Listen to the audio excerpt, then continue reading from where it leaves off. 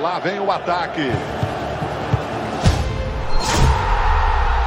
Fala, meus queridos espectadores aqui da Pinha TV, de Prima Com tá de volta, e eu tô de volta também, depois do nascimento do meu filho. Agradecer ao Eliezer aqui por ter segurado a barra pra gente, mas tô de volta com um convidado muito especial. Hoje tô com ele, com o Tcheco, que foi um grande craque de bola em gramados paranaenses, em gramados também nacionais, e que agora é técnico do Paraná Clube, torcedor tricolor. Pode ficar tranquilo, a gente vai falar sobre o trabalho do Tcheco no Paraná também. Mas o de Prima Com passa por toda a carreira, a gente vai fazer um apanhado legal de uma carreira muito vitoriosa que você teve. E para começar, primeiro te agradecer, Tcheco, por ter aceitado o convite. Mais um grande craque que vai desfilar aqui nesse gramado nosso aqui do de Prima Com. Eu que agradeço aí o convite. Não é fácil a gente achar um tempinho, mas conseguimos aí essa parada da Copa, com nossos trabalhos também, contar nossas histórias, revelar algumas coisas, quem sabe, enfim. Então vamos fazer um bate-papo bem legal. E é bacana porque a gente conta essas histórias de jogadores, né? Muita gente fica agora focada com você como treinador, né? Principalmente público muito jovem, e às vezes nem conhece, nem te viu jogar também, né? Apesar de você ser também no passado recente, mas tem muito disso entre o torcedor mirim, né, Tcheco? Cara, 50 anos, eu completei esse ano, meio século, né? E o tempo vai passando, daí vai acontecendo já fatos que a gente nem imaginava, que já tem gerações que não te viram jogar. Agora é um novo propósito de vida, né? Como treinador, e me conhece mais como parte do meu trabalho, mais como treinador. A gente brincava quando eu jogava, brincava com alguns mais velhos. Eu me lembro bastante do Edinho Baiano, que a gente falava para ele, né? Quando ele estava encerrando a carreira. O Edinho, agora é só no vídeo, né? Chegou a minha parte agora de ser só no vídeo também.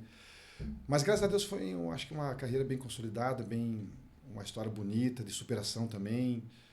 Joguei na última série que tinha no Campeonato Brasileiro, que era a Série C. Fiquei sem calendário uma época da minha vida, e depois fui resgatando com aquilo que Deus foi me propondo também, e a gente foi conseguindo vencer, e acho que a gente atingiu uma boa história, um bom nível, e agora como treinador um novo desafio também, novos propósitos, e encarando esse mundão.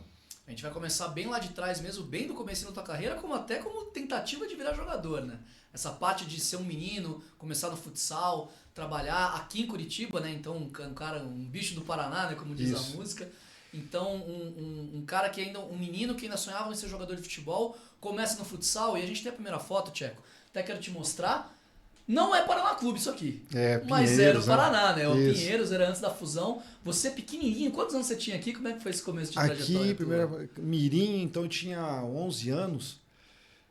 Muito provavelmente eu tinha 11 anos, 88 isso aí, 87. Eu comecei, na verdade, foi na igreja ucraniana, lá na Kennedy também, quando fui fazer catequese.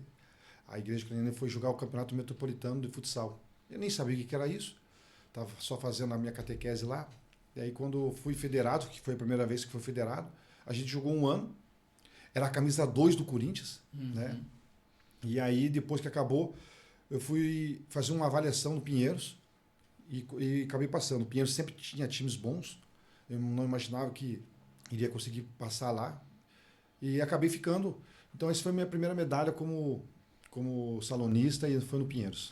Você no futsal era o quê? Era pivô? Era central. Jogava mais atrás. Na época chamava de central fixo, né? Uhum. Jogava mais atrás. É o dos quatro, né? Do Losango é o primeiro, pra quem não entende de futsal, é o cara à frente do goleiro, né? Exatamente. O primeiro defensor ali. Ficava lá só tirando a bola, defendendo, e dava pra quem já sabia jogar. Mas num time que era muito qualificado, né? O Lipatim teve aqui, por exemplo, né? Aquela geração de futsal do Paraná do final dos anos 80, começo dos anos 90 ali.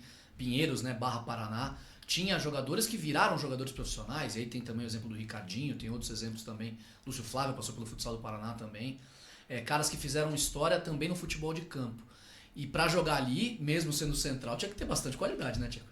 O Pinheiros e depois o Paraná foi um grande celeiro de revelações de jogadores, né? Nessa época o Ricardinho jogava no Israelita com o Lipatim, quando eu cheguei no clube, né? Depois eles vieram no outro ano para nós, e aí ficou praticamente uma seleção a nossa equipe. Aí nós enfrentávamos outros grandes jogadores nas outras equipes, né? O Alex, que era na BB, o Zé Elias, que jogava no Curitibano, ele era paulista, mas veio morar 3 anos aqui em Curitiba, com o pai dele veio trabalhar para cá. Aí nós encontrávamos no campeonato estadual o Juliano Belletti, né? O Catur Cascavel, que tinha um grande time, que era o Paulinho Stefani, era o Picoloto. Aí tinha o Preto Casagrande também, apesar de ser 7-5, eu encontrava com ele em um ano sim, um ano não. E no Campeonato Brasileiro eu encontrava vários outros jogadores, né? Na GM tinha o Fernando Diniz, tinha o próprio Falcão, que é 7'6", o Gilberto de Grajaú, no Rio de Janeiro, que era o lateral esquerdo que jogou na seleção, na Copa do Mundo também. O Emerson, que era para ser o pentacampeão, e aí acabou machucando, e o Ricardinho foi no lugar dele. Você é o capitão do Penta. Exatamente. E futebol, essas histórias. Então foi um grupo uma geração de salonistas na nossa cidade, no nosso estado e no Brasil, mas muito rico. Depois fiquei sabendo de vários outros que vieram mais à frente, que eram salonistas, né? Aí, o Lúcio Flávio, o próprio Juliano, o Juliano, que jogou aqui no Paraná, depois encerrou a carreira aqui no Atlético Paranaense agora, mas o Pedrinho, que é o presidente do Vasco, o Felipe, que também era do Vasco, e entre outros. O salão, para mim, ele é um grande vestibular para o futebol de campo, acho que é uma grande faculdade. Na verdade, dá para você entender quando um salonista está jogando futebol de campo ou não, porque o refinamento técnico ele é muito grande, o entendimento cognitivo é muito maior. Enfim, eu acho que se eu fosse um coordenador de clube, de categoria de base, eu só exerceria como obrigação jogar até os 13 anos, mais ou menos, só futsal. E aí depois fazia uma transição um pouquinho diversificada entre futsal e campo, para o campo, porque eu acho que a diferença é muito grande. E é legal esse ponto que você tocou, porque hoje os meninos já começam a jogar o futebol de campo muito jovens. Você tem até escolinhas categoria sub-9, você tem molecadinha sendo formada no campo. E é uma quebra muito grande, né, de formação de jogador em relação ao que a gente tinha 30 anos atrás. Eu acho que não só isso, é um grande equívoco, porque os meninos, eles pegam pouco na bola. E eu acho uma coisa ainda mais, vou usar uma palavra um pouquinho mais fora do padrão, mais ridículo ainda, que é o tamanho do campo ainda. Sim. Então, às vezes, tem menino que nem pega na bola, né? E futebol de salão, não. Além de você pegar várias vezes na bola, você participa do contexto várias vezes. Transições ofensivas, defensivas, o cognitivo de fazer os toques mais vezes na bola, de dominar mais vezes na bola. Por isso que a repetição vai te dando esse refinamento técnico, né? Resolver em espaço curto, né? Justamente pelo espaço curto. E outra coisa também que, associado a isso, eu acho que é um grande equívoco que está acontecendo, é a cobrança ou alimentar o sonho dos pais e não das crianças, né? Porque aí, quando se perde um jogo ou você vai no treino, o menino erra, a gente consegue entender que tem algumas cobranças de determinados pais que influenciam muito até no processo de desenvolvimento dos meninos, né? E por isso que a grande maioria, hoje em dia, está sucumbindo nas categorias de base, porque já está cansado mentalmente, já não aguenta mais a pressão e também não tem que aguentar a pressão, porque está em formação ainda, né? Não só corporal, mas mental.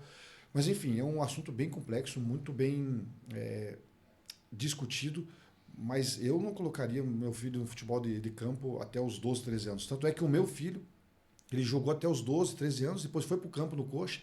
Ele foi campeão pela EFIPAM, que é o campeonato principal dessa categoria, sub-13, lá no Rio Grande do Sul, que participa os principais clubes, convidados, Boca Juniors, River Plate, os times do Uruguai sempre participam, eles foram campeão, ganharam do Grêmio na final. O Biel, que hoje está no esporte, é filho do Zé Luiz, o meu auxiliar, estava junto nesse time também. O Ian Couto estava nesse time também. Enfim, aí depois no outro ano meu filho resolveu parar. Graças a Deus, eu não queria que ele fosse jogador. Nunca tinha falado para ele nessa época, mas eu não queria que ele fosse jogador. E graças a Deus ele se formou em médico, agora em medicina, recentemente. Então, seguiu uma carreira aí abençoado por Deus. E eu falo graças a Deus porque o mundo hoje do futebol ele é muito cruel. No nosso tempo ele era cruel também, mas hoje ele é cruel com os familiares. Porque qualquer partida que você faz hoje e não vai bem, é muito exposto nas redes sociais. E a família vê, e a família sente, e a família também começa a ficar mal também com isso, né? A gente já absorvia só nós mesmos no campo, né? Ô, Tiago, seu ruim. Eu escutava isso lá no campo e morria lá, né? Mas hoje a família sente, então é muito mais complicado. Eu acho que é um mundo muito cruel para eles hoje em dia. Hoje você perde o jogo, chega em casa, você vê no celular uma enxurrada de gente xingando, os caras não precisa nem ser uma postagem, os caras vão na tua rede social para te xingar. Eu evito muito isso, sabe? Eu evito muito isso. Mas os jogadores, por serem novos, e o mundo hoje deles rede social, é a internet, então eles acabam vendo e acabam sentindo. Hoje é até um trabalho à parte que nós temos que fazer com os atletas de hoje em dia. Com certeza, né? Para acostumar, né, com essa exposição, né? Não, uma exposição gigantesca, independente da categoria, né? Até os meninos estão surgindo agora. Principalmente os meninos. Pois é. A gente daria um programa isso aqui, desse assunto, né? Se a gente for entrar nesse assunto, nesse contexto, a gente vai longe. Mas eu queria voltar um pouquinho, a gente tem mais imagens desse começo da tua carreira no futsal. Porque aqui tem alguns jogadores que foram muito bons, né? Muito bom no sentido de ir pro campo, virar jogadores. Além do menino que o Lipatinho falou que era muito craque, você também já disse aqui fora do ar que era muito craque. Conta um pouquinho de quem tá nessa foto aqui, como é que é essa história. Isso aqui na frente do Mineirão é uma espécie de uma calçada da fama, que aqui é a marca dos pés do Pelé, né? Deixou sua marca lá, foi homenageado pelo governadores de Minas. E aí na foto ali na ponta ali tá o Lipatinho que veio aqui recentemente. E Tava aqui no de Prima com a gente. Isso, e aqui tá o Pedrinho, né? Aqui o Charles e o Joãozinho, né? O Charles jogava campo também, jogava salão com nós, e o Pedrinho, que já ouvi o Marcelo falar, eu já vi em outros momentos o Alex comentar. Enfim, e não tem para onde correr, né? Todo mundo pergunta quem que era o melhor daquela geração e todo mundo tá esperando o Ricardinho. Por uma questão de ter sido campeão do mundo, pela exposição deles ter sido maior com o Corinthians, o Santos, quando foi campeão brasileiro também.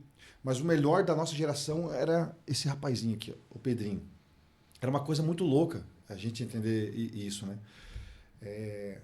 O que eu me lembro dessa infância, que era um campeonato brasileiro que a gente estava disputando lá em Minas, o que eu me lembro, assim, principalmente aqui em Curitiba, no estado, é que quando a gente entrava para ir jogar contra o adversário, quando a gente entrava no ginásio assim, e o pessoal via o Pedrinho assim, os meninos os adversários viam o Pedrinho assim, fazia um silêncio. Isso é muito claro assim, na minha mente, assim, é uma lembrança muito forte que eu tenho na minha mente. E aí quando a gente entrava na quadra jogando tudo assim, era surreal a diferença dele assim, em relação a todos nós, no bom sentido, né? Sim. A malandragem de moleque no bom sentido que ele tinha, muito atento aos detalhes de drible curto, longo, a força física dele, enfim, infelizmente, e é assim que é o futebol, e eu conto isso e às vezes em algumas palestras ou algumas conversas, foi o que menos deu certo, né? Porque isso vai mais do que o talento daí, né? E o Pedrinho sabe exatamente o que aconteceu, ele foi muito cedo para o Flamengo. Acho que uma estrutura familiar faltou um pouquinho para ele também. A empolgação também atrapalhou ele. E aí depois disso veio um pouquinho as lesões e aí não acabou sendo aquele jogador, atleta que todos nós imaginávamos, né? Mas é um baita no ser humano, de um cara e com certeza o melhor da nossa geração. Mas é uma das histórias do futebol brasileiro, né? Quantos meninos que às vezes são os mais talentosos da geração e que às vezes não conseguem, né, se tornar profissionais, porque além de tudo não é só o talento que guia, né? Às vezes a estrutura, às vezes é a condição que ele tem num certo clube que ele escolhe, às vezes é a questão física, né? No caso dele também teve lesões, né? Mas é impressionante como todas as pessoas que conheceram esse time de vocês de futsal que eu converso, amigos, torcedores, jornalistas, pessoas que gostam de futebol, falam do Pedrinho, que o Pedrinho é o melhor de todos. E de um time que virou, tantos jogadores viraram tão importantes no futebol mundial, né? Nacional e mundial. O Rodrigo Batata era um excepcional ala direita, o Pedrinho era ala esquerda e o Marcelo Lipatinho era o pivô. Depois o Ricardinho acabou vindo, né? Pra você ter uma ideia, quando a gente conquistou o primeiro título, né, que eu conquistei estadual lá em Londrina, o Ricardinho era banco do Pedrinho, né? Porque ele veio do Zé Elite, se não me engano, para nós, e aí, com toda a qualidade que o Ricardo tinha, o nosso treinador fazia o quê? Toda hora ficava girando os jogadores, né? Um pouco menos eu, pela questão de ser central, mas no momento que o jogo, entre aspas, estava já com uma boa vantagem, sempre trocava todo mundo. Mas era um timaço, assim, era uma geração muito legal. Eu ouvi um depoimento do Alex, achei que também ele foi muito feliz, porque o Alex, para mim, ele é um gênio, o Alex, principalmente da forma como ele se expressa, da forma como ele pensa as coisas. E ele, em determinado momento, aí, em alguma entrevista, ele falou assim que ele agradeceu muito aquele momento porque ele ganhou, se não me engano, um jogo só nosso, né? E foi uma geração 7-7 ainda. Todos os outros jogos ele acabou perdendo e era um time que ele carregava também nas costas, o Alex, mas ele falou assim que aquele jogos fez ele crescer também, porque ele era o melhor da rua dele, ele era o melhor do time dele. Quando ele veio disputar um campeonato, ele viu que tinha outros jogadores tão bons também, né, na geração dele, e aquilo fortaleceu ele para a carreira dele. Então o entendimento que o Alex teve, eu acho que faz muito sentido. Como você viu para outros jogadores, mas é uma geração, sim, era muito gostoso, foi uma infância inesquecível para mim com eles, são meus irmãos também, enfim, Tenho muita saudade. Pô, eu imagino que barato deve ter sido crescer, se tornar jogador, né, nesse caminho de jogador, com tantos caras muito bons que depois também viraram jogadores profissionais. Né? E eu tive a felicidade de ser campeão com ele, menos com o Pedrinho, né, que depois parou muito cedo, mas eu fui campeão com os 3 do futebol de campo. Fui campeão com o Rodrigo Batata no Malutron, da Série C, com o Marcelo de Patinho no Grêmio, no Gauchão, de 2006, e com o Ricardo no Paraná Clube. Cara, que legal. 2 vezes, eu tive essa felicidade. Pô, que barato, né? Isso é bem legal mesmo, né? Não tinha parado pra pensar nisso, mas é verdade, né? Tem títulos com eles no campo também, né? Os 3. Uma amizade que foi construída no futsal, vocês construindo carreira, e depois que virou, vocês já profissionais e com a carreira consolidada, enfim, né? Buscando também vitórias, né? Conquistas também no futebol profissional. A gente tem mais fotos desse período? Eu não lembro, Igor. Vamos passar aqui, só pra ver. Tem mais uma aqui. Descreve pra gente, antes da gente falar do teu começo no campo, história no Paraná Clube, Coritiba, vamos embora. Esse aqui foi do campeão que eu te falei, que a gente foi lá em Londrina, né? O goleiro era o Giovanni, eu aqui no meio, o Marcelo de Patinho, o Rodrigo Batatinho, o Ricardinho, o Pedrinho e o Michel, que era uma espécie de lateral ala esquerda também, né? E aqui foi lá na quadra da BB de Londrina. Nós ganhamos passamos na fase de grupos, aí ganhamos da Eucatur, do Belete, dessa turma boa do Picoloto, da Paulinho. Ganhamos de 3-1 deles, eu me lembro certinho dos resultados. Ganhamos 3-1 deles na semifinal no sábado e no domingo a gente ia jogar contra o Vendramin. Aí o Vendramin, quem que era o Vendramin? Era um time de Paranavaí, que era o famoso Farmácia São Lucas. É muito conhecido no futsal. Só que o Farmácia São Lucas, naquele ano especificamente, ele estava suspenso pelo nome, por alguma ocasião que aconteceu com o clube, não me lembro o que era exatamente, e eles estavam jogando com o nome de Vendramin. E o Vendramin, o que ele fez para jogar essa competição na reta final? Ele fez uma seleção do norte, mais ou menos. Então ele pegou os 2, 3 de Foz, os 2, 3 de Londrina, os 2, 3 de Maringá e o restante de Paranavaí. E era um time fortíssimo. E aí a gente foi para a final. A gente tem gravado essa final. Legal. Tem o tape, né? Hoje não é mais tape, mas você tinha o tape, você tinha a fita disso aí, com certeza. O Batatinha e o pai do Batata, saudoso Nelsinho, acabou nos deixando recentemente aí. Tem números VHS que fala, né? VHS. Eu tenho lá em casa ainda o videocassete, nem sei se pega, mas... Então, mas você ainda usava? Isso que eu ia perguntar, né? Eu usava, eu acho que uns 2, 3 anos atrás eu coloquei para ver algumas coisas lá e apareceu o nosso jogo, tava pegando. Tava funcionando. E nós vencemos esse jogo de 7-0. Caramba. E foi uma final. E todos fizeram gol, menos eu. Você só ajeitava. Eu ficava lá atrás, e era um jogo que o nosso treinador, o Carlão também, o saudoso Carlão, Carlos Eudoro, ele nos provocou antes do jogo, né? Falou, acho que esse jogo não vai dar para você e para nós, acho que nós vamos perder, o time dos caras é muito forte, e pegou e saiu. Aí nós, o quê? Vamos provar para ele. E ele conseguiu fazer daquele artifício o que ele queria, que era nos provocar para entrar inflamado no jogo, e nós ganhamos 7-0. Pô, deu certo, hein? Inflamaram até demais, né? Foi 7-0 na final. Foi um jogão, né? Foi um jogão que eu digo muito memorável, assim, para mim. Acho que a maioria deles também. E essa foto ficou muito marcante. Meu pai era massagista. Que legal. Meu pai era massagista. Que é aquela coisa, os pais, né, vão sempre ajudando também, né? Tem sempre estão juntos, de ajudar, pegar, buscar, levar, comprar uma água, fazer essas coisas. Pois eu vou te falar uma sempre coisa. Ajuda, eu vou te confessar uma coisa. Olhando hoje o cenário de tudo como aconteceu, acho que eu preferia ser meu pai do que ser o atleta. Porque eles se divertiam muito mais que a gente. Com certeza. Eles viam o filho deles jogando, fazendo boas atuações, um time memorável, né? E eu acho que eles aproveitaram muito mais do que a gente. Se parar para pensar assim. Você tá falando isso hoje porque você construiu família, você é pai e tudo mais. Porque naquela época eu tenho certeza que você curtia muito mais. Curti. Com toda certeza teve isso. Mas muito legal. Essa geração do futsal Pinheiros / Paraná depois, né? Quanta gente legal que surgiu, quantos jogadores tão importantes surgiram. É muito bacana recontar essas histórias porque é um momento histórico, não só claro, dessa história do início do Paraná, mas também da história do futebol paranaense, né? De tantos craques que surgiram a partir de um futsal tão forte que, vamos ser sinceros, hoje a gente não vê tanto isso aqui no nosso estado, né? Principalmente em Curitiba. Acho que diminuiu bastante essa questão, até tem um certo ponto entendido pelas questões aí do sintético aparecer, daí várias quadras de sintético, escolinhas também. E os clubes também estão investindo forte nos jogadores já mais jovens. Mais jovens também. Outro assunto que se abordou agora e se tocou.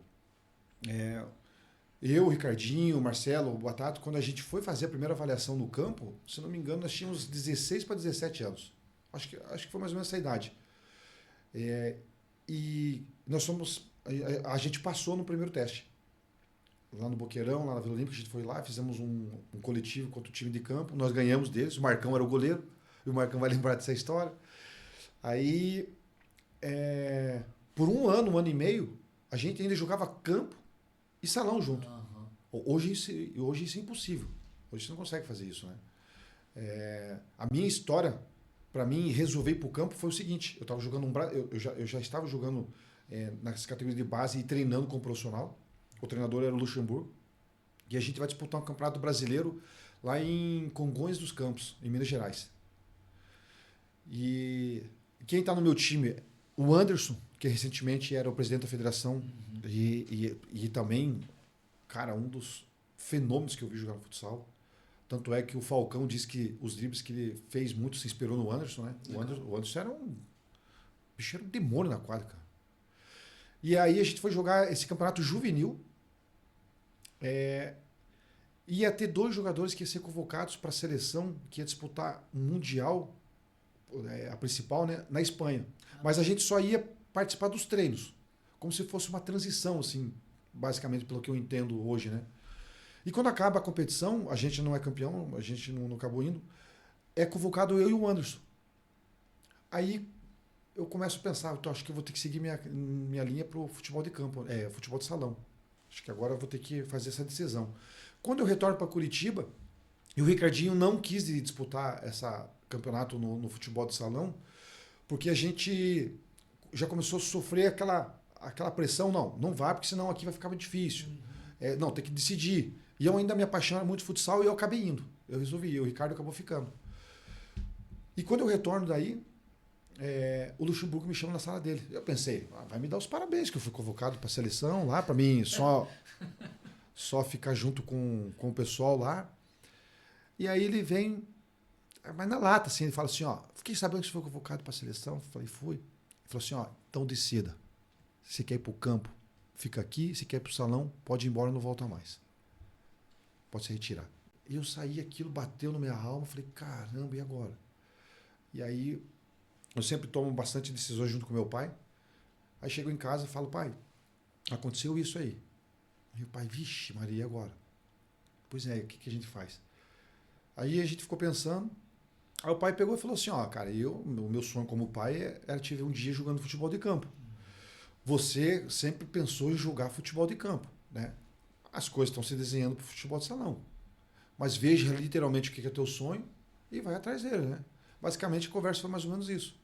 Aí eu decidi ficar no campo, abri a mão dessa convocação só para ficar no plantel, né? E acabei ficando no campo. 3 semanas depois eu tenho um rompimento do colateral do joelho, fico 3 meses parado. A seleção brasileira foi pentacampeão. Quem era o capitão era o Danilo, que é aqui de Curitiba também. E o Brasil ganhou da Espanha, foi um baita de um campeonato. E aí o Luxemburgo depois sai do clube também e eu retorno no finalzinho da temporada. Mas daí a minha carreira começou a deslanchar devagarzinho, a despontar, na verdade, né? Sim. No outro ano a gente foi tetracampeão estadual, na qual eu joguei a final, o Ricardinho fez o gol. Aí nós fomos penta, lá na Vila Olímpica, em que o primeiro gol, se não me engano, é do Caio Júnior e o segundo do Ricardinho também. Enfim, daí a gente começou a trilhar nosso caminho. Eu falando por mim, comecei a desenvolver o meu futebol também. A gente tem imagem de você no Paraná, nesse começo de carreira, aqui um brasileiro 96. Você subiu em 96 mesmo, né? Primeiro ano de profissional. 95 eu só treinava. Sim. Alguns treinos e jogava os principais jogos nas categorias de base. E aí em 96 sim, eu subi de fato. Aqui com o Claudinho, que era uma inspiração para mim também, o Marcelinho Carioca, esse jogo lá no Pinheirão, uma das camisas que eu acho mais emblemáticas do clube também, que era essa, ela até virou retrô também. Mas foi lá no Pinheirão esse jogo aqui, foi 0-0. Você tem 1-1, uma coisa assim. Você tem uma coleção de camisas da tua época de jogador? Não, eu tento guarda? ter, né? Mas o meu pai pega tudo. Ele pega tudo, mas tudo. tá na família. Tá. Porque o NEM, por exemplo, o NEM, capitão do Atlético, Sim. né, no título brasileiro, ele veio aqui, ele falou que ele deu tudo que ele tem. Ele não tem nada guardado. Eu falei, não é possível, desapego desse. Falou, cara, as pessoas me pedem, muita gente, torcedor que eu vejo, pô, os caras dão a vida, eu dei tudo meus presentes, minha taça do Brasileiro Rap que eu dei também. Deu também? Não. Falou que tá na sede da torcida a taça dele, de campeão brasileiro. As camisas de valor sentimental, eu tenho todos. Meu pai e minha mãe, eles têm guardado. Meu pai fez um mini museu desde as minhas coisas do futsal Legal. até com as coisas do campo. E aí as principais camisas assim, sentimentais, sim, a gente tem. Tanto que o pessoal que tá mais atento tá vendo que tem coisas escritas em cima, Ah tem lá, umas aham. mensagens em todas as fotos que apareceram. E essas fotos saem de um livro que você tem em casa, é isso? Esse aqui meu pai pegou do jornal que saía na época. Aham. Aí ia nessas gráficas, aí melhorava o que podia melhorar a qualidade da foto. E ele começou a fazer um book, bem devagarzinho. Então ele começou a pegar aquela primeira foto do Pinheiros, primeira medalha, aí aquela do time, e ele faz uma narração. É que eu não trouxe aqui, mas tem todas as características que ele achava do jogador. É mesmo? Ah, o Ricardinho, habilidoso, como é que fala? Extremamente inteligente, dedicado, não sei o quê. Pedrinho, velocista, artilheiro, papapá. Ele colocava todas. E ele fez um book. Até, não minha aposentadoria, porque daí depois ele acabou parando, mas até um bom período da minha carreira ele tem esse book, sim. É bem legal. Eu tirei várias coisas para mandar aqui para vocês. Pô, muito legal. Bem legal, Obrigado por trazer, porque só enriquece o programa, né? Ficou muito bacana, legal de ver essas imagens e ter esse caminho, porque legal do teu pai, né, de guardar, né, ter todo esse carinho de guardar essa tua história e você também de manter, né, de conseguir ter essa, até para relembrar nesses momentos, né, de ver. Vale a pena. Pô, é muito legal, muito, muito bacana.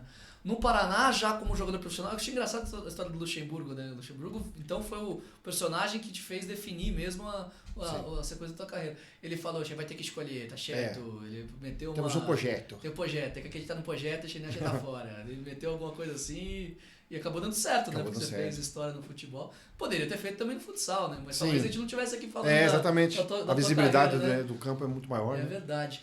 O teu início no Paraná, ele é de dá pra dizer altos e baixos, Checo? De não conseguir se firmar, de não conseguir se manter e aí ter um passo atrás, digamos assim, na carreira, de ir pro Malutron? Como é que você define esse teu início de carreira? A minha história com o Paraná, o clube, especificamente desde do futsal e até os dias de hoje, assim, ela comigo, né?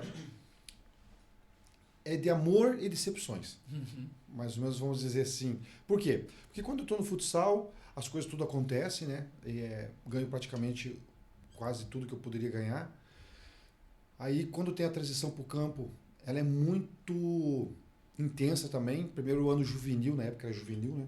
O famoso sub-18, se não me engano. A gente é campeão metropolitano, que só tinha os campeonatos metropolitanos na época. Aí vamos para os juniores, que é o sub-20, primeiro ano. A gente é campeão estadual e participo de 3 Copas São Paulo. Uma delas a gente chegou até as quartas finais com o saudoso Djonga como treinador. Né? E aí nesse time era um timaço. Tinha o Ricardinho, tinha o Perdigão, o Marcão goleiro, o Milton Duó, Lúcio Flávio, o Moser. Era uma galera... Olha os nomes que eu estou falando, cara, tudo só na mão, hein? E estou esquecendo de alguns aqui ainda. Né? Enfim. E aí quando... no meio da 19 anos que eu vou, 20 anos que eu vou pro profissional, a gente é tetra e penta. Até aí tá tudo bem. Porque no tetra e penta, se não me engano, no tetra, ou no penta, agora não me lembro, eu sou um dos jogadores que mais jogo. Só que eu sou um daqueles jogadores que jogo entrando em campo. E eu era uma espécie de um coringa, porque tinha só 2 substituições na época. E eu conseguia configurar, às vezes, como volante, às vezes como um meia, até mesmo às vezes como um lateral, que às vezes os treinadores precisavam disso. Então eu sempre estava indo para o banco porque eu tinha essa coringa mesmo. Versatilidade, né? Para o treinador, E aí eu sempre estava entrando ou jogando. Então eu fui um dos jogadores que mais joguei nesse time aí. E, cara, é um baita de um time, né? Eu não vou lembrar as gerações certas, mas, cara, Edinho Baiano, Marcão, Gil Baiano, Saulo, Adoilson, Claudinho, João Santos, Carlos Alberto Dias, Caio Júnior. Cara, foi muito, mas... Não à toa foi penta seguida. Cara, foi uma geração, assim, desde do primeiro título, segundo, terceiro, com o Serginho, o Gralac antes, né, que eu não peguei, depois, enfim. Então, para mim foi muito legal. Só que para se sustentar, era muito difícil. Era literalmente, e isso também é uma frase que não sabia na minha cabeça, a gente tinha que matar um leão por dia. E a gente estava ali. Só que chega em algum determinado ponto, quando tem uma variação muito grande do treinador, tem treinadores que batem mais o olho em você, no sentido do que ele gosta que joga, e tem outros que não.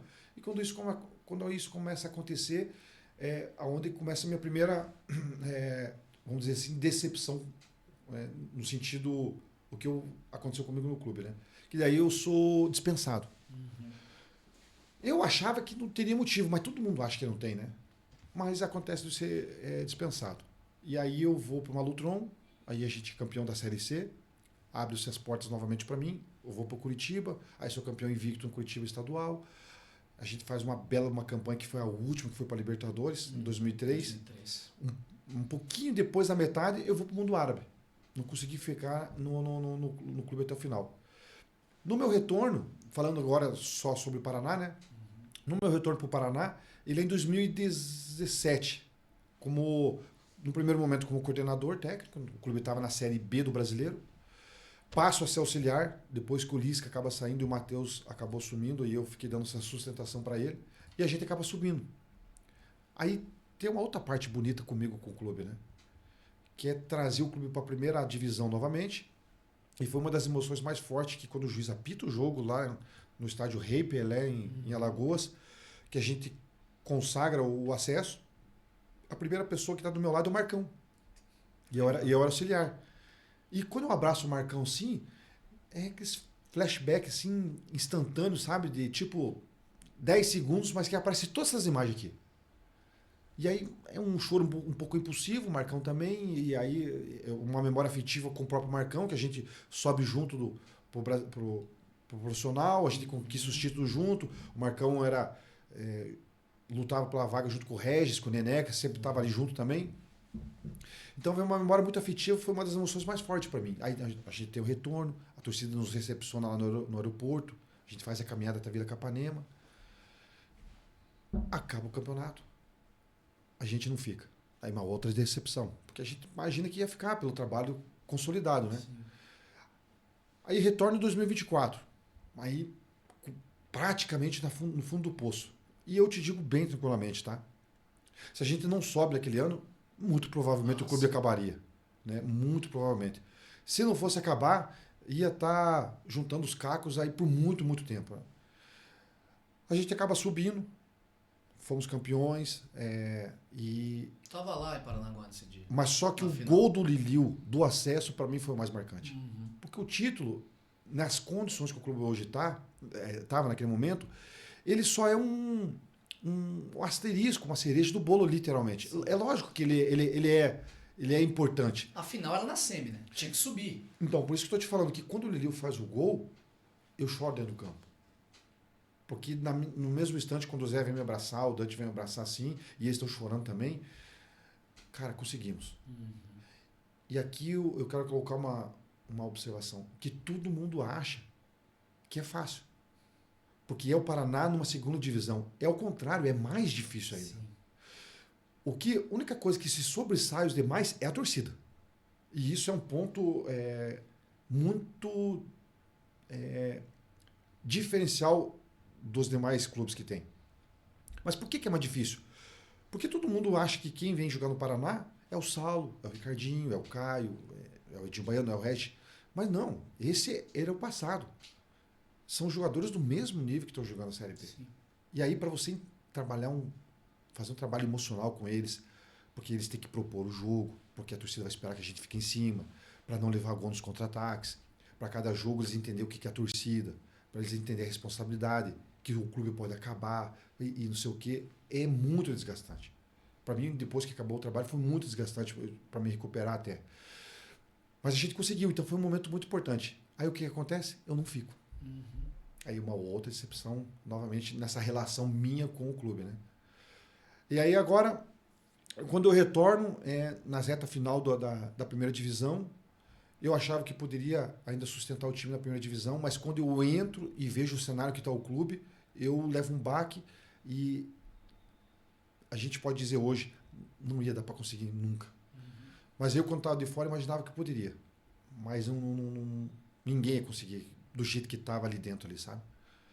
Aí a gente tem o decesso, aí uma decepção também, aí eu e o clube junto, mas aí tem um retorno para a Série A, agora novamente com o acesso, né? Não conseguimos o título, mas aí dessa vez eu acho que Deus está trilhando um caminho para todos perceber que é o seguinte, o título não veio porque o propósito maior está na frente. Uhum. Volto a dizer, parabéns para o Paranavaí, mas eu tenho que falar, né? Apesar de a gente ter ficado 18 pontos na frente deles, praticamente 9 vitórias, né? 9 vitórias na frente deles, com não sei quantos gols na frente. 18 pontos a 6 vitórias. 6 vitórias, perdão. 6 vitórias. 6 vitórias na frente, com não sei com quantos gols na frente, menos gols. Eles foram merecedor, porque o regulamento permite isso. E eles estão de parabéns pelo que conquistaram. Eu tento olhar para um outro cenário, que é esse propósito que Deus deve ter para nós do clube. Agora, nesse segundo semestre, a Copa Paraná, começar a ajustar as coisas de uma maneira diferente para se fortalecer para a Série A e buscar a Série D, que é o nosso maior objetivo. E agora que as coisas estão alinhadas junto comigo, daí digo novamente em relação eu e clube, eu espero que a gente possa terminar com um final feliz. Já que a gente entrou no assunto Paraná, vou te fazer uma pergunta.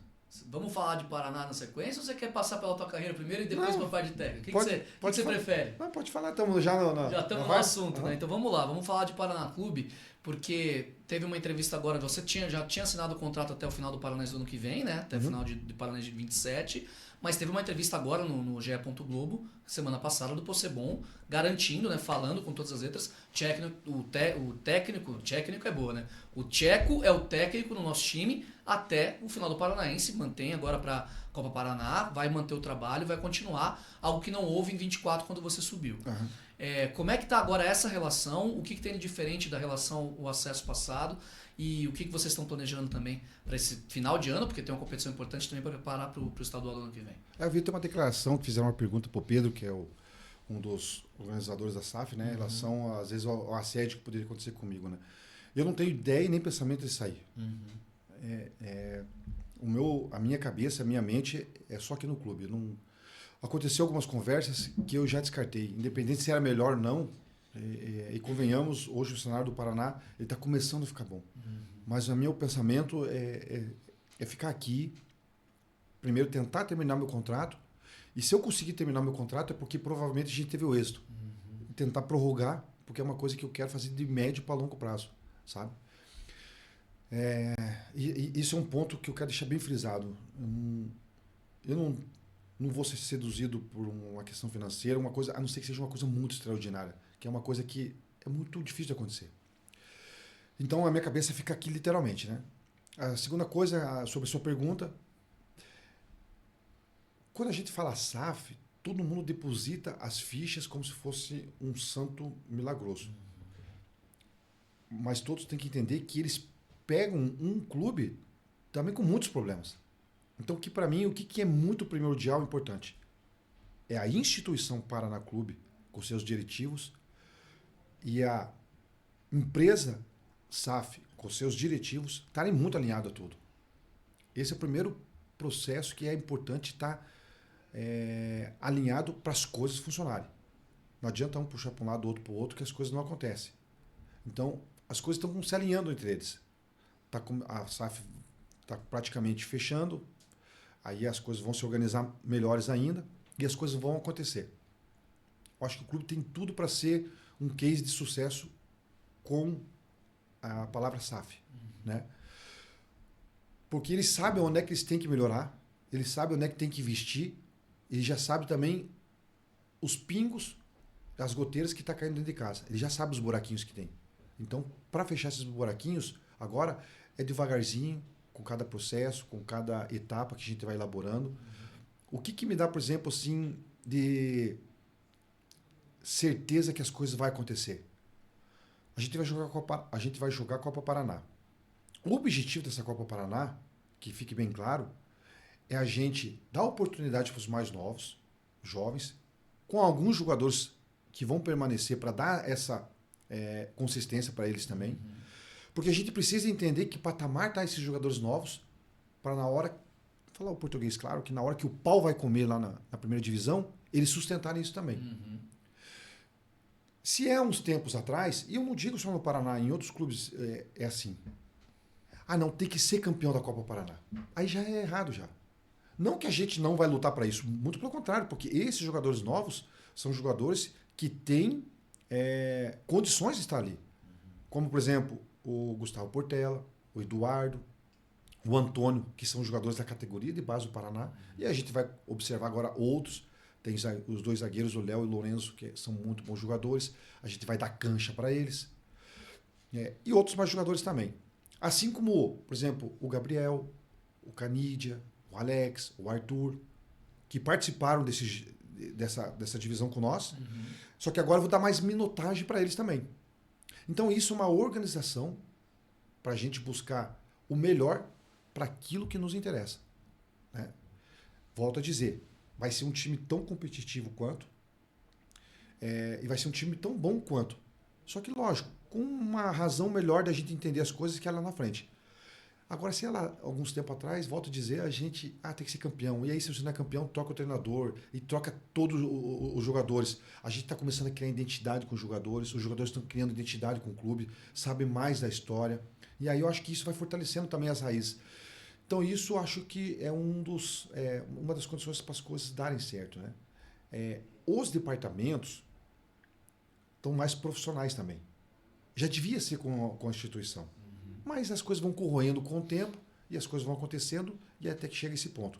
Agora, com a SAF, os departamentos estão mais profissionais, os departamentos das categorias de base, que é uma razão do clube sobreviver, está começando a se formalizar mais profissional também, como o sub-20, o sub-17, o sub-15, com treinador, preparador físico, treinador de goleiro.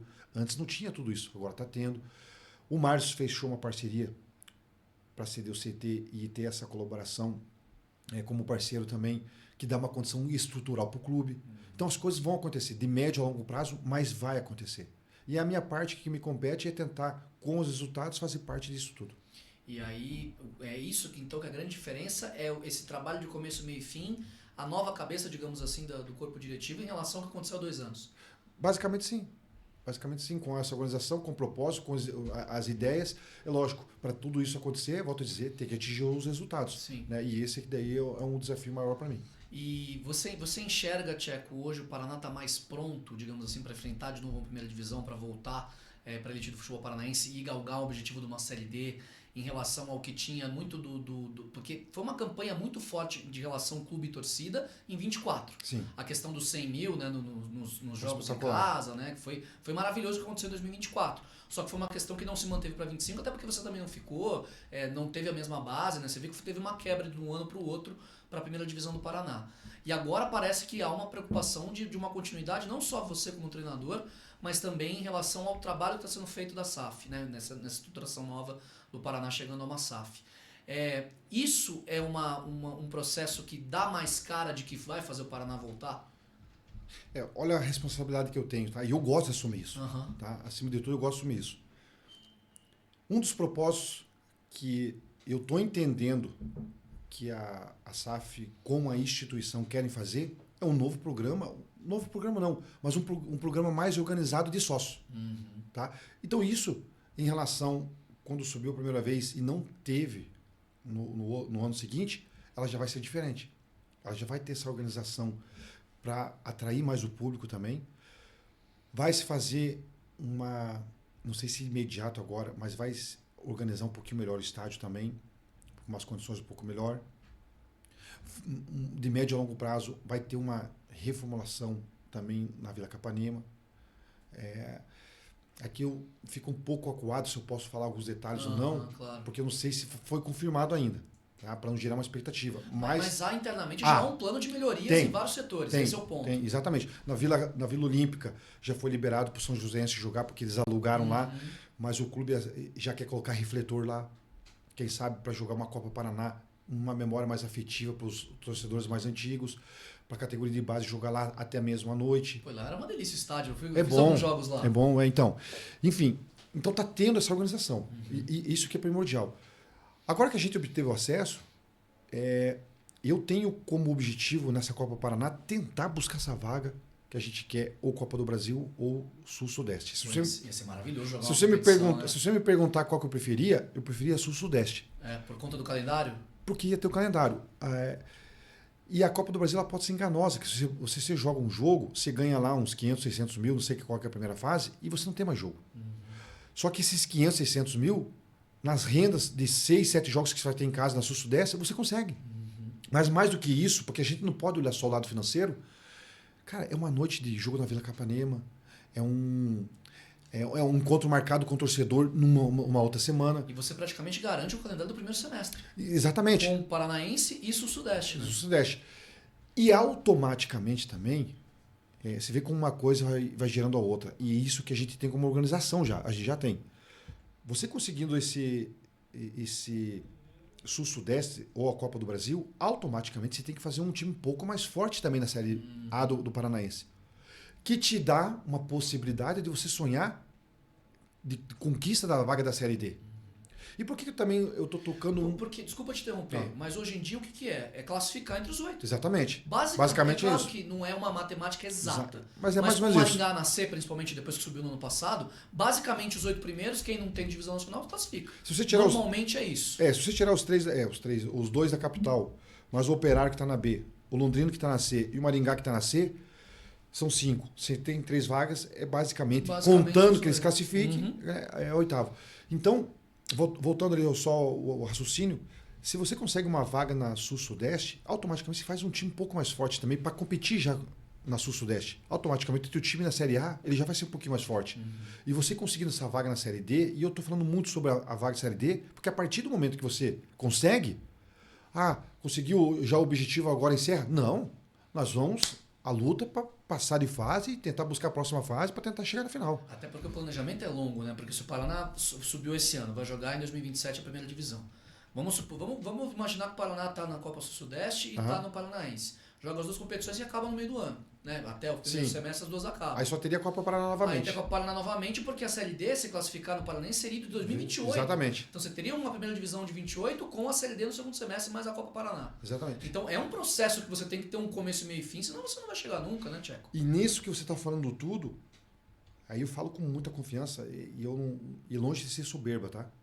É só muita convicção dentro daquilo que eu, como técnico, junto com o meu staff e do que o clube está querendo produzir, eu tenho muita convicção do papel que eu exerço, que ele é muito dinâmico, de trocas, eu me manter, porque eu acredito que eu posso fazer isso. E eu fazendo isso, é o sucesso do clube também, sabe? Então, eu estou muito empolgado para seguir nessa sequência, tentar elaborar bem os trabalhos.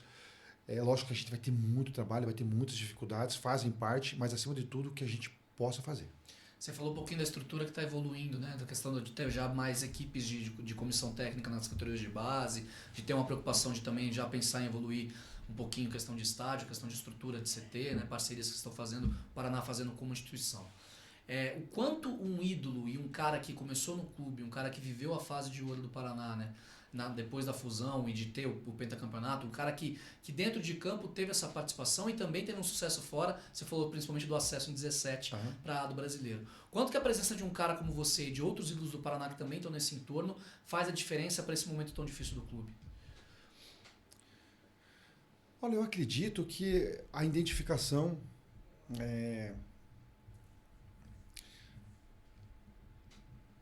a dedicação acho que seja a palavra mais forte para isso, sabe?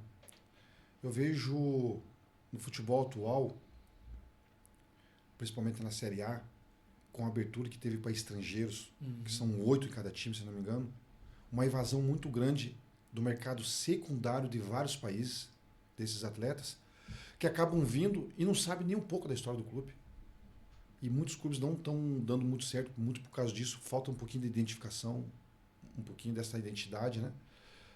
E nesse caso que você está falando para mim, acho que a dedicação por um clube que eu passei praticamente 18 anos da minha vida, contando futebol de salão e campo e agora como treinador, que me deu valores, que me deu princípios, não só como atleta, mas como homem também, que é parte da minha vida com certeza. E aí é o que eu posso oferecer, sabe? Então eu acho que, olhando por esse aspecto, pode ser um grande diferencial. Não que outros não tenham, porque eu me preparei para estar aqui também. Eu tenho a minha... Eu costumava falar para os atletas assim, em 2024 e agora também em 26. Vocês provavelmente não é para estar jogando essa Série B de Campeonato Paranaense. Falei, eu não me preparei para me atingir esse nível de Série B de Campeonato Paranaense. Mas muito mais do que nós, o clube e o torcedor não é para estar aqui nesse nível de Série B de Paranaense. por algum motivo, por alguma razão, o clube veio parar. Por algum motivo, por alguma razão, a oportunidade está para os atletas também. E eu aceitei por essa questão que eu estou falando de identificação, de valores, princípios que um dia o clube me deu, de gratidão, e eu quero retribuir de alguma maneira. Apesar de eu ter meus títulos como treinador, como auxiliar e como jogador, sempre vai ser pouco para aquilo que ele me propôs para a minha vida. Para tudo, né? Então eu acho que... É legal você ter essa ambição também, né? É importante para o teu sucesso profissional, né? Independente da função que você está hoje, né? Então eu acredito... Como jogador, como coordenador, como treinador hoje. Então eu acho que acredito que essas entranhas de ideias que eu tenho, de gratidão, de convicções, de preparação, de desafios, tudo, eu me sinto muito preparado e talvez me condiciona para ser um diferencial hoje como... Eu não me considero ídolo ainda, mas uma figura muito importante no clube para fazer isso aqui dar certo. Com toda certeza. Mas dá para esperar que, pelo que você está contando, que o Paraná vem mais preparado em 26, em 27, perdão, né, do que vem em 25. Vai mais preparado. É uma estrutura diferente completamente. Até porque a gente vai ter uma competição antes que nos dá essa garantia de a gente ter um pouquinho mais de acerto nas contratações. O Tcheco que eu acompanhei no Cascavel, o Tcheco que eu acompanhei no Paraná em 24 com muito de perto, principalmente por coberturas nessas duas fases, era um Tcheco que tinha um time propositivo. Inclusive até hoje eu não entendo como o Cascavel perdeu para o Cianorte aquela Série D, era 22...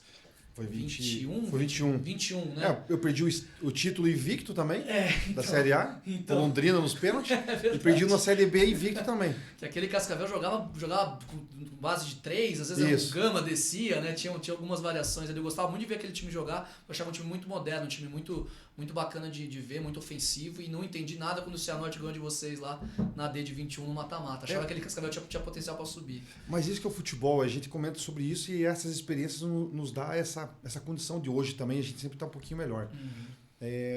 O mata-mata, ele se decide num dia que você pode estar ruim. Eu também achava que nós tínhamos um time para subir aquele ano. Até porque teve um encaixe muito grande e os jogadores eram muito bons também. E aí, numa tarde infeliz lá no Estádio Olímpico, sai a bola, o Cianorte já faz o gol, desestrutura um pouquinho o nosso time. O Robinho, que é um dos principais jogadores até hoje do Cascavel, é expulso no primeiro tempo. E aí desmantela um pouquinho as nossas ações e aí a gente acaba sendo desclassificado. Mas são as experiências que o futebol nos dá, né? Não vou lembrar quem, um repórter me perguntou depois do jogo do Paranavaí. Os números nossos esse ano eles são surpreendentes. Sim. Perto de 88%, 89% de aproveitamento, e aí os números que a gente já conversou aqui, né? Se eles são importantes ou não. Você não conquista o título. Para os torcedores não é importante. Porque é uma questão passional. Agora eu vou para a questão racional. E aí eu trago para mim o trabalho elaborado por mim e para a nossa comissão. Se você tem a defesa menos vazada, um ataque mais o artilheiro, e chega numa competição invicta sem perder uma partida, isso me mostra que estou no caminho certo. Exatamente. Os resultados, às vezes, eles são... eles fogem um pouquinho das suas ações, às vezes pelo regulamento ou por uma partida como essa do Cascavel, né? Mas é isso que me dá mais convicção sempre de me mostrar que o caminho é esse, da gente progredir um pouquinho mais em alguns determinados aspectos ou não, mas eu estou muito convicto, muito seguro, porque os resultados, os números são muito, muito bons quando eu vou falar sobre meus trabalhos. Até a própria final agora com o Paranavaí, né? Que o gol não saiu e acabou sendo vice nos pênaltis. Foi. Mas também um jogo que o Paraná também, pelo que mostrou o jogo, talvez não tenha sido um domínio tão superior como foi em vários outros jogos do campeonato, mas um jogo que o Paraná merecia ganhar. A gente teve muito volume. As nossas conclusões a gol, ela foi... não foram tantas, mas a gente teve muito volume, bola passando perto, cabeceios que poderia ser um pouquinho melhor executado. O chute que o goleiro tirou duas bolas, uma do Thiaguinho no cantinho, outra do Lucas, do Lucão, que ele faz um giro bonito, o goleiro acaba pegando. A gente teve algumas situações, mas muito volume de jogo, né? Às vezes um pouquinho de nervosismo, de querer acelerar, o propósito, os jogadores estavam muito, muito elétricos, né? Isso é bom também, mas para definir a jogada às vezes não é tão bom. Mas enfim, Acho que o que valeu a pena foi o acesso, literalmente, e dar os parabéns ao Paranavaí, volto a dizer. Com certeza. E a pergunta havia muito nisso, o Tcheco, porque o Cascavel é muito propositivo, que eu gostava muito de ver jogar, depois o Paraná de 24 e o Paraná de 26. Como adaptar e o que adaptar para uma primeira divisão em que provavelmente em alguns cenários o Paraná não vai ser um time talvez tão exposto, tão aberto, vai ter que mudar um pouco a forma de jogar. Como adaptar isso para a primeira divisão do ano que vem? Bom, eu tenho um perfil, um estilo que eu não abro mão de atacar. Eu não consigo ficar lá atrás, como a gente está vendo vários jogos da Copa do Mundo. É verdade. E isso, eu não estou falando que é errado, são pensamentos de cada treinador, né? Quando a gente grava aqui, a gente vem no Brasil e Japão, que o Brasil passa com um gol no final, que o Japão ficou praticamente o jogo inteiro marcando um 5-4-1 lá embaixo, né? Tentando segurar o Brasil a todo custo e às vezes, quem sabe, conseguir um contra-ataque, né? E foi assim, foi num erro de sair de bola que o Japão acabou fazendo seu gol, mas na qualidade dos jogadores do Brasil também, de tanto bater na tecla ali, de volume de jogo, conseguiu achar os 2 gols, né? Criar os gols, dos 2 gols.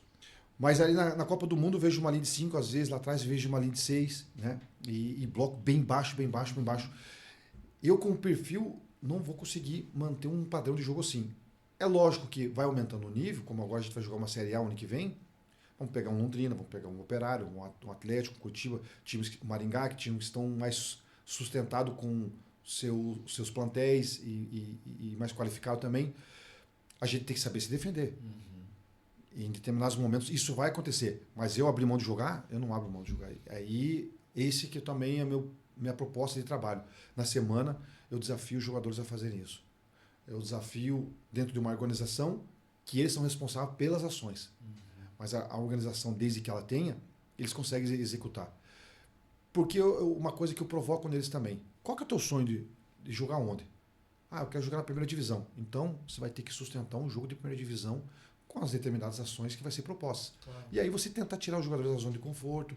Mas a minha ideia é ser mais equilibrada, com certeza. Porque não dá para jogar todos os jogos, principalmente domingo, quarto, que provavelmente vai ser assim o Paranaense. Vai ter a Copa do Mundo feminino aqui, vai parar todos os campeonatos, então vai ter que enxugar o calendário também. Então, muito provavelmente vai ser domingo, quarta. E eu já estou fazendo uma programação, eu já vou antecipar já. Vamos lá. Revelações. Que eu quero manter uma intensidade de jogo sempre forte, sempre alta. Então, a minha ideia é manter um esqueleto de um time, lógico, que isso é importante, mas determinadas posições variar num domingo alguns jogadores, no meio de semana outros jogadores. Esses que vão jogar no domingo, é lógico que vai ter substituições, mas vai jogar menos, mas eu quero manter um ritmo forte na quarta, naquelas posições. Então eu quero ter, por exemplo, 2 titulares em determinadas posições.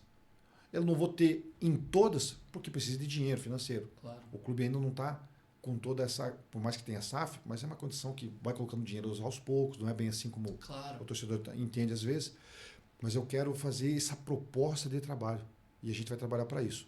Então por isso que às vezes é importante essa Copa Paraná para mim entender quem pode sustentar isso. Então determinadas posições como extremos, atacante, às vezes um meio de campo, eu vou precisar de 2 titulares, que eu vou variar muito porque eu quero muita intensidade, eu quero muita força e eu acho que isso pode ser um diferencial. E aí você vai criar essa espinha dorsal para construir o time em volta de uma base já um pouco mais Exatamente. sólida. A ideia é mudar muito o elenco em relação ao que conseguiu acesso esse ano? Eu não estou... infelizmente o clube não está ainda naquele estágio assim que você consiga manter os jogadores que você quer. Pela questão salarial, por exemplo, se a gente quer manter um jogador X, mas aparece um time Y que tem um calendário melhor, ele vai. E é compreensível isso. Porque ele quer uma sustentação de calendário para ele. Claro. Então isso ainda um pouquinho é uma incógnita para a gente. Mas a gente tem ideias de alguns jogadores que isso possa acontecer e eles, sendo pilares do time, já tendo essa identidade e essa raiz com o clube, eu acho que já é um bom caminho. É um caminho interessante. A gente vai voltar a falar de Paraná, tá? Um pouquinho mais pro final. Acho que a gente passou por vários pontos legais. Você já trouxe até deu alguns spoilers do que o torcedor pode esperar também para a temporada de 2027. Mas eu quero voltar um pouquinho para falar da tua carreira de jogador, pra gente falar um pouco mais, porque tem bastante história legal também. E eu quero pedir pro Igor também seguir aqui nas imagens, porque tem você pelo Paraná, mas tem você também depois na continuação da carreira, pelo Malotron e depois pelo Coritiba. Então, você falou daquela época da dispensa do Paraná, tem a passagem pelo Malotron com o título da Série C, né? Envolvido. naquela Copa João Avelange, vocês até jogam contra o Cruzeiro, né? Um mata-mata. Como é que foi pra você sair de um Paraná depois de passar a infância inteira pra jogar no Malutron, pra querendo ou não dar um passo atrás na carreira, pra um time menor estruturado, mas pra que também te deu a possibilidade de recuperar a tua carreira, de você poder fazer história nos gramados brasileiros? Foi muito difícil para mim, né? Não acabava entendendo, eu era novo e não tinha esse entendimento, e aí a base familiar ajuda muito, né? E quando eu falei no início aí da nossa entrevista que teve um momento que eu não tinha nem calendário, foi o momento que eu sou dispensado do Paraná, não tenho clube nenhum, passo a ficar treinando simplesmente aqui nas praças de Curitiba para manter a forma física, para se aparecesse algum clube eu estar mais preparado. Roubo o meu carro, deixo o meu carro estacionado, vou correr, volto, cadê meu carro? Não está meu carro lá. Aquela coisa de quando tudo vai dar errado, vai dar errado mesmo, né? E aí, quando você pensa em literalmente abandonar, aparece o Malutron. Mas tinha seguro, não? Tinha seguro, mas seguro da onde, ó? Seguro de ficar em casa só. Já era. Já era. E aí o Malutron acaba comprando 50% dos meus direitos e abre a porta para mim. E aí eu novamente foquei, falei que ia buscar meu sonho novamente. A gente acaba ganhando, ficando em quarto no estadual, que era um título do interior, vamos dizer assim. Ficamos atrás do Paraná e da dupla Tetiba. Esse jogo aqui, se não me engano, com o Elcio, Fernando Miguel, tá o Rodrigo Batata lá atrás, lá que eu te falei, que a gente jogou salão junto, né? Se não me engano, pelo Sul Minas. Acredito eu que seja. Nós ganhamos do Paraná de 4-0. Caramba. Eu fiz 2, o Batata fez 1 ou 2 também. E o Batata que era do Paraná também, então foi um jogo muito memorável para nós. E aí quando eu tenho essa oportunidade com o Malutron, dou literalmente a vida para abrir as portas para mim, né? E aí a gente acaba sendo campeão, vai disputar a Copa Sul Minas, e aí surge a oportunidade para o Curitiba, onde que abriu o cenário brasileiro para mim. E a gente tem imagens também dessa questão da mudança para o Curitiba, porque você ainda está no começo de carreira, ainda é muito jovem, 20 e poucos anos, mas já começa a despontar e já começa a mostrar o teu futebol, que primeiro te leva para fora do Brasil, depois te traz de volta também para ter outras passagens. Começa no Paraná, vida inteira no Paraná, vai jogar num rival, mesmo para um garoto, mesmo para um cara que ainda estava tentando encontrar seu espaço no futebol profissional. Como é que fica a cabeça de um jogador para encarar esse desafio, para poder convencer a torcida, né, de que jogou num rival, mas que vai também ser um cara importante, vai ser um cara que vai se dedicar com a camisa do rival que você tinha antigamente, mas que deve vir ao seu time depois? Aqui não sou coach em nada, né, de palestras assim, mas tudo tem um significado e a gente vai entendendo com o tempo, né? Quando eu tô 3 meses correndo nas praças, roubo meu carro e a gente fica treinando no frio, e daí de outro dia calor e tudo, aquela tempestade na tua vida, acho que são nesses momentos que você acaba ficando mais forte também, mentalmente, você se aproxima mais de Deus também. E quando eu vou para o Malutron, eu levo aquele momento para minha vida também, a dispensa do Paraná e esse período mais difícil para mim. E no Malutron eu dou literalmente a vida. E a gente consegue ser campeão. Quando eu vou para o Curitiba, falei, opa, as portas estão se abrindo para mim. Era um clube que era rival, a gente, que nem você acabou de falar, não tem um entendimento como é que é jogar no rival, como é que... será que é uma traição, será que não? Mas você vê que é algo profissional.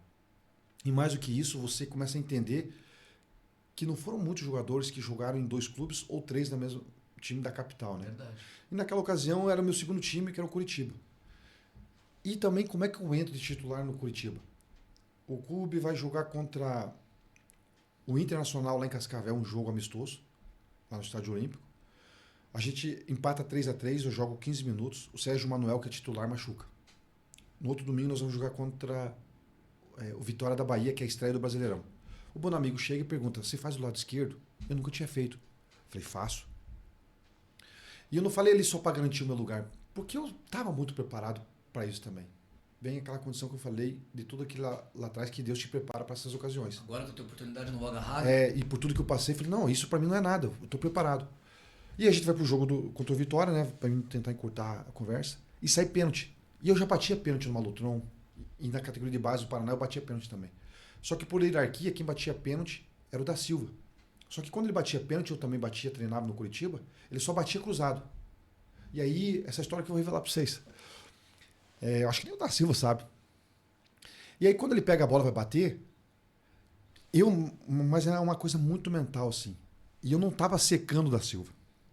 Era uma convicção tão grande que você tinha dentro de você, assim, que era uma coisa assim que, não, vai acontecer. Como é que o pessoal não sabe o que vai acontecer? Vai acontecer. Eu imaginei, ele vai bater cruzado, o goleiro vai rebater, eu vou pegar essa rebote e vou fazer o gol.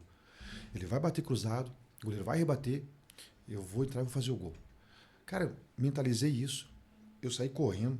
Pode buscar no YouTube um dia esse gol. Eu saí correndo assim, não fico esperando na linha da grande área. A estreia do Brasileirão, 2002? 2002. 2002, né? 2002. E o da Silva vai, bate cruzado, e o goleiro espalma pro da Silva, só que eu tô em velocidade, eu antecipo o da Silva faz o gol. Era a estreia contra o Curitiba.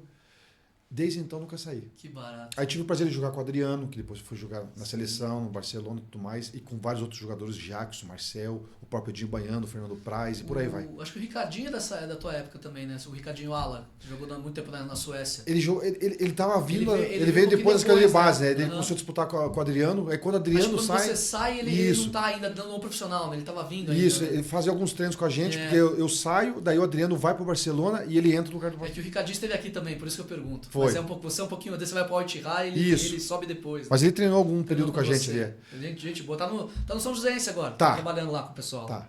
Baita de uma pessoa também. Também técnico, tá, né? tá seguindo também lá. tá seguindo lá na categoria de base São Daí no Joséense. Curitiba a gente fez história, né? A gente chegou na semifinal, chegou classificou para Libertadores, né? Eu saí um pouco antes, e quando eu retorno, o clube a gente faz aquelas 24 vitórias seguidas, né? 2 finais da Copa do Brasil, que foi doída para nós também, mas enfim. Isso eu queria comentar com você, porque você tá em 2 fases do Curitiba que nesse século talvez foram as 2 maiores.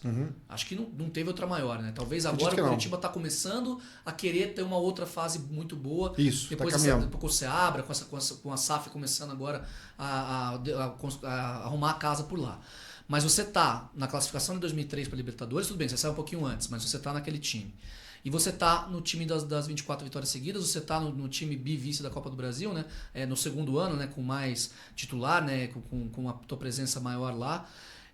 Como é que, para você, dos 2 elencos, dos 2 times, qual foi o melhor e qual que dava mais prazer para você de jogar? Eu acho que o melhor foi o de 2003. Mas o de 2010, 11, 12 dava mais prazer.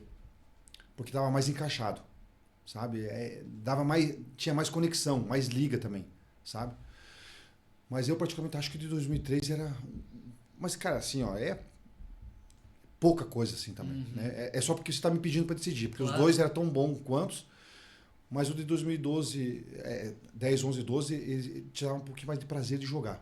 Pela condição, talvez, dos jogadores, das características deles, que eram um time mais de toque de bola. Tanto é que o nosso título contra o Atlético Paranaense do tricampeonato, acho que é o tricampeonato, o bi, não me lembro agora, que foi na Arena, a gente ganha de 4-0, se não me engano, e o quarto gol é 1 minuto e meio de posse de bola, a gente tocando a lá Barcelona mesmo, até fazer o gol com o Léo, se não me engano.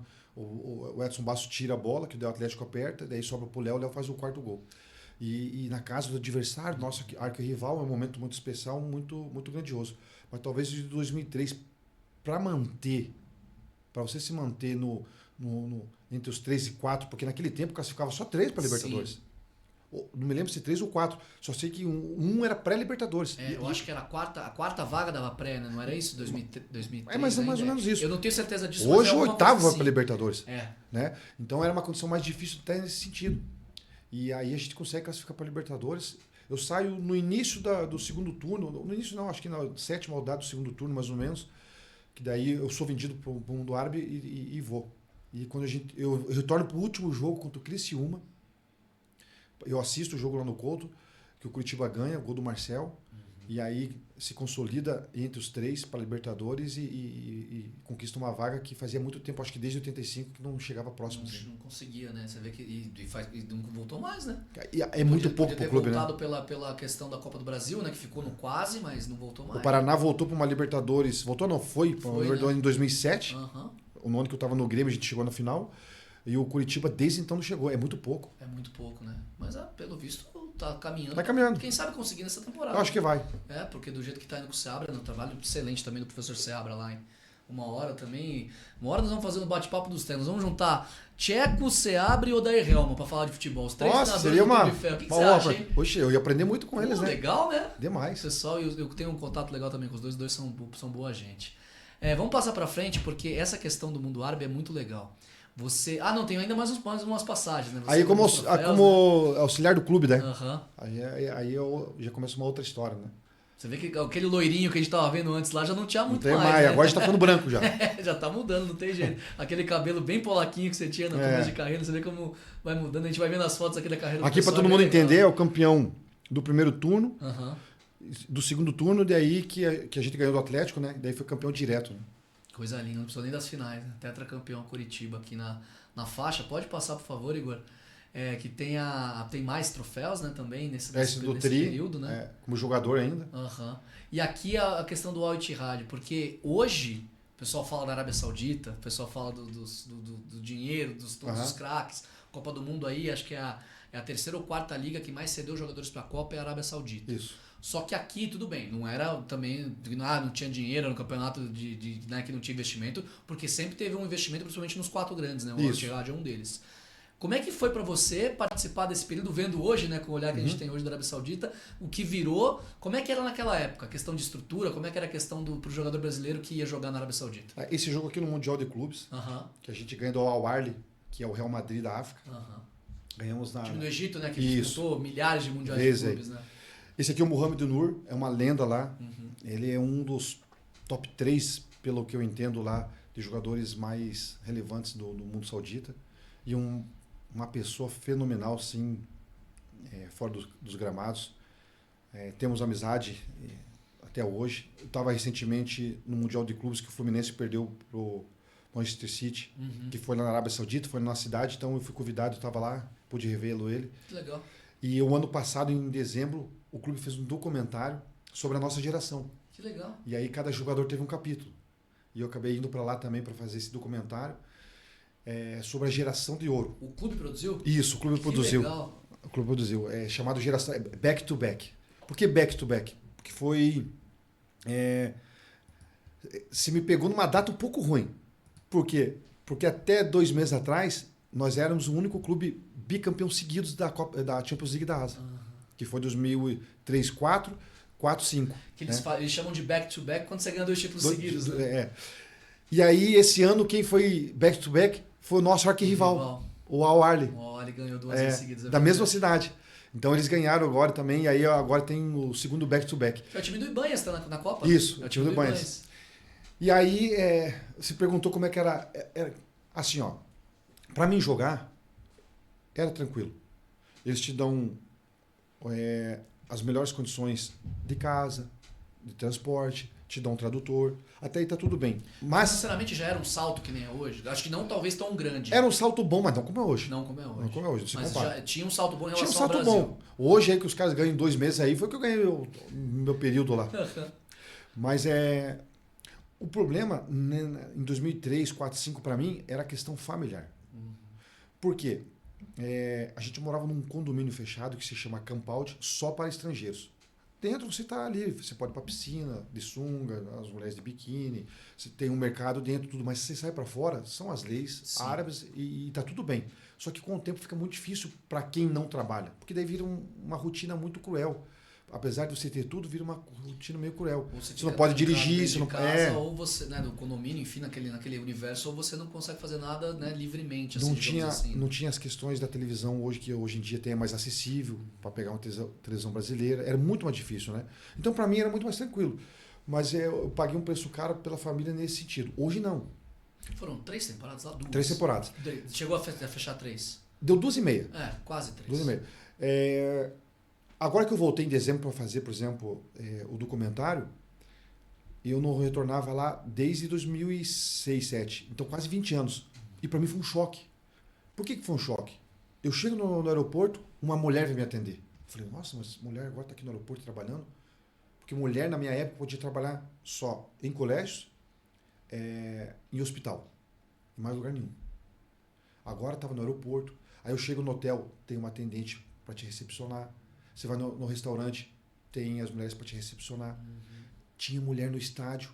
A mulher eu esqueci o nome da repórter, da Cazé TV, que estava fazendo a cobertura do Mundial lá com o Fluminense. A Bárbara Coelho? Não, foi uma outra ainda antes. Ela não está mais lá. Eu fui convidado para dentro do campo fazer uma entrevista com ela.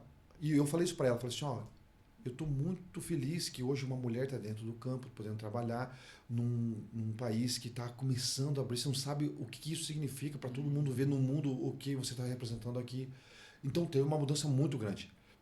E aí depois, a gente estava entendendo também, a Arábia vai sediar a Copa do Mundo, acho que 34, se não me engano. Sim. Então, agora tem 6 países, né? Que vai ser na Península Ibérica, mas vai ter Argentina, Uruguai e Paraguai. Né? Mas 34 Arábia Saudita. Então o país está se abrindo para isso também, sabe? Então eles querem mostrar aos poucos que o país está aberto, está criando um plano de turismo que nem em Dubai também. A Fórmula 1 é lá na minha cidade, em Jeddah. Vai ter as Olimpíadas de Inverno lá em 2028. Então vai acontecer muita coisa, vai acontecer muita coisa que o país vai se abrir para o mundo. E isso é muito legal, isso é muito bacana, porque é um país rico, é um país muito respeitado religiosamente, é um país com uma cultura sensacional e só para ficar entre eles eu acho que era pouco. É bom que eles estão se abrindo para o mundo, isso é uma coisa muito bonita. Pô, é legal demais, né? Engraçado, né? Ver ídolos, né, do Al-Ittihad, né? Jogadores como você que jogaram nessa época. Hoje em dia, você vê tantos medalhões, você vê tantos jogadores, estrelas internacionais, que parece que para jogar na Arábia Saudita hoje, eles não vem mais buscar qualquer um, né? Os caras têm que buscar, vai buscar um brasileiro, tem que ser um brasileiro top para poder jogar lá, para ser uma vitrine em relação à Copa do Mundo. Você viveu um mundo muito diferente dentro e fora de campo, Sim. né?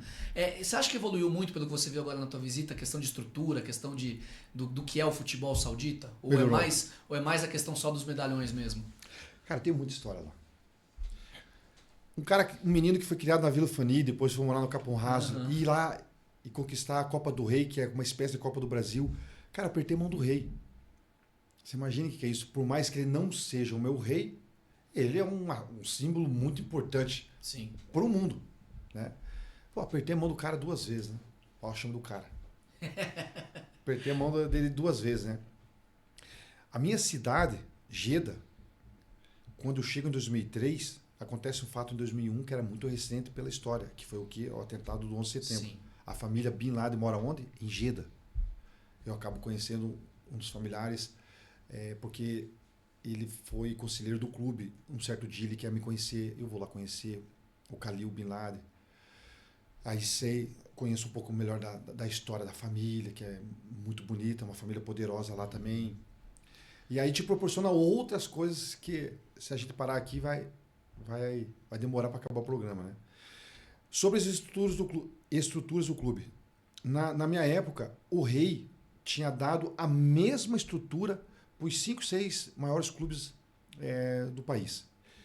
E um pouquinho menor, diferente para outros clubes que estavam na primeira divisão. Uhum. Aí os clubes construíam dentro o que queriam, mas a estrutura era igual. Então, pintavam das cores. O meu clube, por exemplo, tinha todos os esportes, judô, ping-pong, natação, vôlei, basquete. Os ginásios são todos iguais, lógico que era um pinta só cor. E aí, hoje em dia, eles incrementaram com mais coisas os clubes agora, né? Mas as estruturas são todas muito boas. Os outros clubes agora crescendo com isso também. Os estádios são novos e até a Copa de 34 eles querem fazer mais 15 estádios. Eu não vejo nem necessidade de tantos estádios assim. Mas eles vão construir mais 15 estádios e vai ser um mais astronômico que o outro. Se a gente já acha lindo esses dos Estados Unidos, o que está por vir, vocês não vão acreditar. Eu vi algumas maquetes, é incrível, cara. É demais o que esses caras vão construir na Copa do Mundo lá. Então está se reorganizando como cidade também. Para ter uma comparação, Jeddah, minha cidade, é como se fosse Rio de Janeiro, que é praia. Riad é a capital, como se fosse São Paulo. Uhum. Então tem a questão de business numa cidade, questão de turismo de outra cidade. Só que estão se reestruturando muito mais ainda. Lá tem restaurante brasileiro de churrascaria já em Jeddah, lá em Riad, abriu-se cinemas. Então, enfim, vai ser um choque para quem nunca esteve lá e for visitar, vai ser um choque sim surreal, porque é impressionante. Pô, que barato. Tenho certeza que em 34 você vai estar lá, tá? Porque você vai ter que ir, você é um dos ídolos do time, do bicampeonato asiático. Capaz. Alguém vai te convidar para ir em 34, não tem como ser diferente. Vou falar com o Khalil Bin Laden.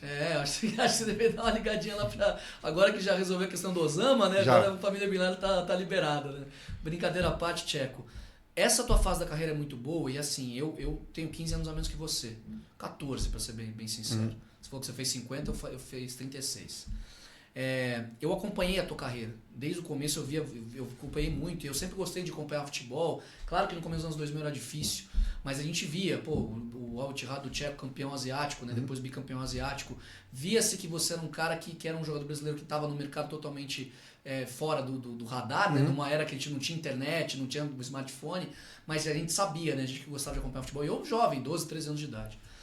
Depois você vem pro Grêmio. E você tem uma grande fase no Al Ittihad e uma grande fase no Grêmio. Em que o Grêmio com o Mano Menezes sobe de 2005 na Batalha dos Aflitos. Em 2006 classifica para Libertadores e até chega a brigar pelo título, né? Tem uma questão, você já em 2006, né? Já no clube, né? Você chega em 2006. Isso. Né? E em 2007 tem o vice-campeonato da Libertadores. E aí, quando você pega esse recorte, 2003 até 2007, você, Al Ittihad e Grêmio, dá para falar que é o auge da tua carreira, do que você mostrou de futebol?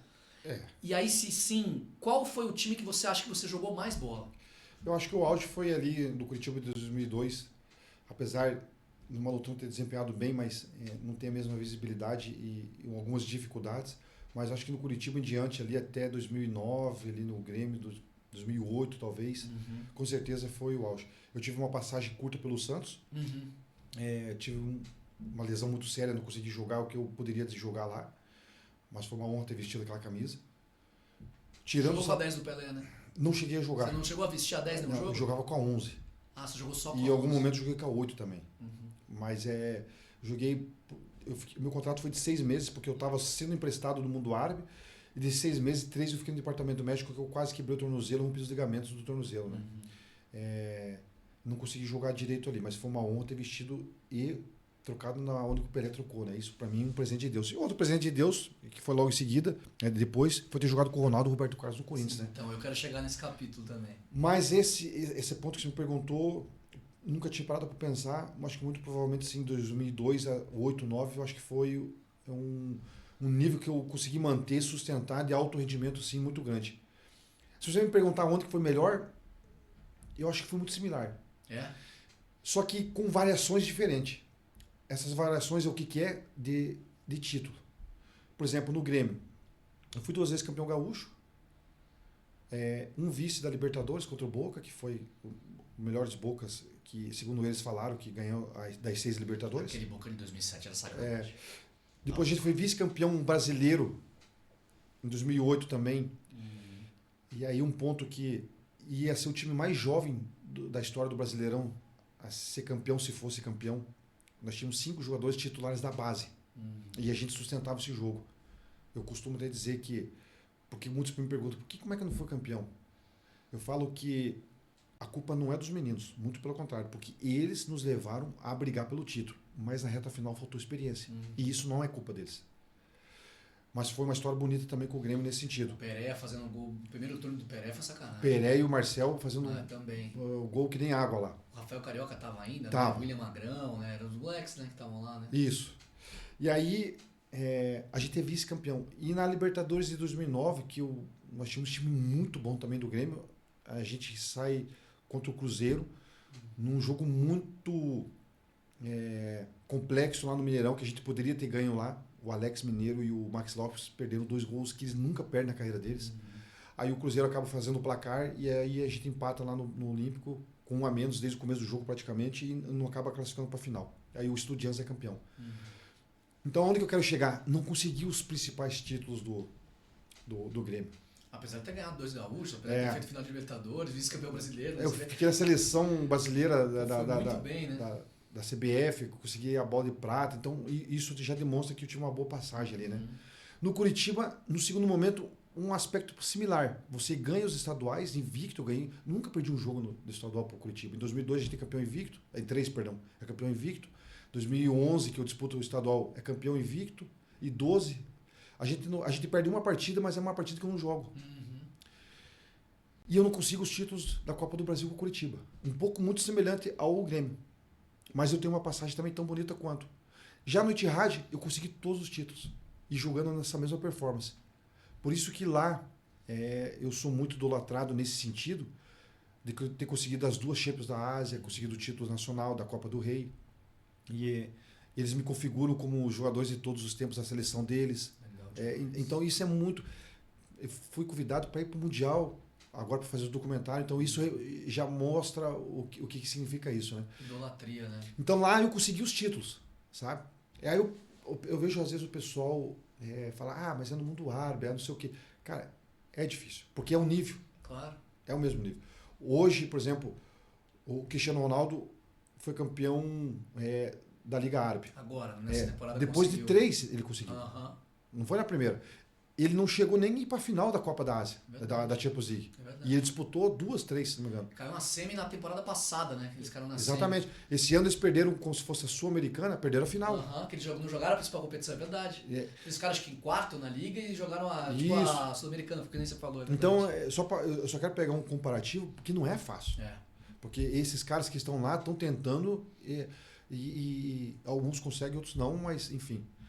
Mas foi uma passagem muito interessante. Você tocou nesse assunto, eu nunca tinha pensado nisso, mas acho que de 2002 a 2009 realmente foi um período bom na minha carreira. Eu quero passar, claro que a gente já está um pouco adiantado na hora, mas eu quero passar rapidamente por 3, só para a gente não perder, né? Por 3 episódios. Vou pedir pro Igor passar as fotos, por favor, porque a gente vai chegar no Grêmio. Aqui já está no Santos, né? Mas eu quero passar no Grêmio com o Mano Menezes, um time que talvez em 5 você não tava, mas talvez que não deveria ter subido. Porque o que aconteceu naquele dia lá nos Aflitos é surreal. Aí por uma obra divina o Galato pega o pênalti, daí outra obra divina o Anderson enfileira todo mundo e faz o gol. O Grêmio ainda sai campeão naquele cenário. Tava praticamente fora, né? Porque se perdesse o jogo, né? Se entra o pênalti, o Grêmio tava fora do acesso, né? E com o empate subia, com a derrota não subia, né? O Náutico subiria e com a vitória era campeão. Tirou o título do Santa Cruz em 5. E aí em 2006 o Grêmio tem uma campanha muito boa no Brasileiro, vai para a Libertadores. Em 2007 tem esse jogo contra um dos maiores Boca de todos os tempos. O Grêmio com uma base de garotos, né, ainda, porque tudo bem, tinha um time tinha alguns caras experientes, você também era um caso, mas tinha o Lucas Leiva surgindo, você tinha alguns meninos também misturados ali, o Carlos Eduardo, mais um exemplo, claro, tinha Patrício, que era um pouco mais experiente, o Pereira estava naquele time também, né? O Sandro Goiano, tinha alguns caras mais o Diego Souza estava vindo como uma promessa ainda do Fluminense, né? Era uma mescla, mas era um time que tinha ainda alguns personagens todo esse processo como humano, né? Inclusive o próprio técnico. Como é que foi participar dessa recuperação de um gigante brasileiro que vai para o fundo do poço, né? Cai para a Série B e aí volta em 2 anos, é vice-campeão da Libertadores, joga uma final. Como é que foi esse período? Eu quero esse capítulo do Grêmio. Tem uma pergunta do Coritiba e tem uma pergunta do Corinthians para a gente fechar o programa. Tá, tentar ser bem rápido com o Grêmio. Vamos lá. Era um período de construção, muitos jogadores não queriam ir para o Grêmio pela questão salarial, o Grêmio não tinha questão financeira grande, então queria tal jogador que era do cenário top, não vinha por causa da questão salarial, abrir-se as portas para outros jogadores que tinham essa condição de apresentar ali e oportunizar os jogadores da base. O Grêmio também sempre foi um bom celeiro de revelar jogadores. Eu cheguei, o Anderson saiu, mas daí já tinha o Galato, tinha o Lucas Leiva, tinha o Carlos Eduardo. No segundo momento, daí veio o Léo Zagueiro, o Rafael Carioca, o William Magrão, que depois tentou despontar. Mas na minha reta final do Grêmio, o Douglas Costa e outros jogadores, né? Sempre teve.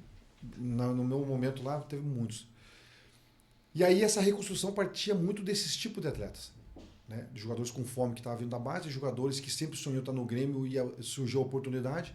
E essa reconstrução também ela passou pela torcida. Tanto se você me perguntar, ou se você fizer uma entrevista um dia com os torcedores gremistas, que tiveram a possibilidade de estar no Olímpico naquela ocasião, eu duvido, mas eu te garanto, que eles vão dizer que a atmosfera do Olímpico era uma coisa surreal em relação, por exemplo, ao tricampeonato que o Grêmio teve com o Renato, o Maicon, o Arthur, o Luan, quando jogava na Arena. Eu pude assistir o jogo lá, mas eu só ouço esse tipo de relato. O que acontecia no Olímpico era surreal. Nossa, a Arena é um estádio meio alto, assim, não tem uma atmosfera. Eu fui lá cobrir jogo, né, não como torcedor. Mas não é não sei. Não me parece ter uma... Porque o Olímpico era diferente. A Arena ainda acho que vai criar isso, apesar de já de quase mais de 10 anos. Já conquistou os títulos, mas ainda por ser Arena, eu acho que é uma coisa um pouquinho mais diplomática, uma coisa mais... Agora o Olímpico não, o Olímpico era surreal, cara. E era impressionante o que fizeram naquela Libertadores. Tanto é que tem uma imagem marcante que um dos jogadores do São Paulo ou do Grêmio cai no chão e aí entra na maca e demora para sair e tem uma grua, a câmera que fica atrás do Rogério Ceni passa assim e tá todo mundo olhando a torcida porque a torcida tá naquele momento pulando e parece que o estádio está pulsando mesmo. Enfim, era uma coisa surreal. E a construção passou muito pela torcida também, sabe? Então tem os jogadores, teve os trabalhos da parte técnica, né? No primeiro momento com o Mano, no segundo momento com o Celso Roth em 2008, que chegamos ao vice-campeonato.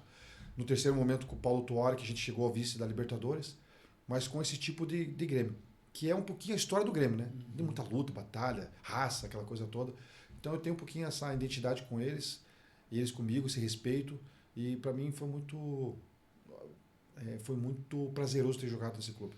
E aí você passa por esse processo de construção no Grêmio que bate vice-campeão da Libertadores. Aí tem a imagem também do Tcheco no Corinthians, que você chega no Corinthians no final de 2009 com o Corinthians que tinha subido em 2008 da Série B, né? Faz 2009 e ainda conquista um título de Copa do Brasil em 2009, né? Que é uma revolução do time. E aí Roberto Carlos chega com você, inclusive, né? Isso. Porque o Ronaldo tinha chegado no ano anterior. Chegamos em janeiro, eu, Ronaldo, Danilo, Ralf. Isso, que você anunciaram em dezembro junto também, né? Em dezembro de 8 para 9, né? A gente anunciado em dezembro e aí a nossa apresentação foi praticamente todo mundo junto. Eu não lembrava se você tinha chegado um pouquinho depois na data, mas eu lembro do dezembro que veio as contratações todas, eu achei que você tinha vindo na virada do ano, mas veio em dezembro também. E aí, pô, vem toda essa turma aí. Como é que é jogar com 2 pentacampeões do mundo? Como é que era o dia a dia desse Corinthians aí? Eu acho que Deus olhou pra mim e falou assim, ó, cara, você merece um pouquinho dessa convivência com esses caras aí. E eu acredito nisso muito, né? E você falou uma coisa aí que pouquíssimas pessoas tiveram chance. De convivência com eles no vestiário. Pô, jogou com os dois juntos, né? De convivência são muito amigos, dentro né? do campo. De convivência com eles dentro do campo também. E são, cara, 2 pessoas fenomenais, incríveis. Não é à toa que, fora o seu talento, tudo que eles conquistaram, eles são o que são pelas pessoas que são também, sabe? São demais. Então eu tive essa experiência de jogar com eles e o Corinthians também, como eu falei ali atrás, né, um pouco antes, foi um clube também que eu tive a segunda lesão mais séria da minha carreira e eu não consegui jogar o que eu gostaria de jogar. Mas consegui dar 2 ou 3 assistências pro Ronaldo, né? E o Ronaldo e o Roberto Carlos, a gente jogava às vezes um pouco pro lado esquerdo ali, tive esse privilégio.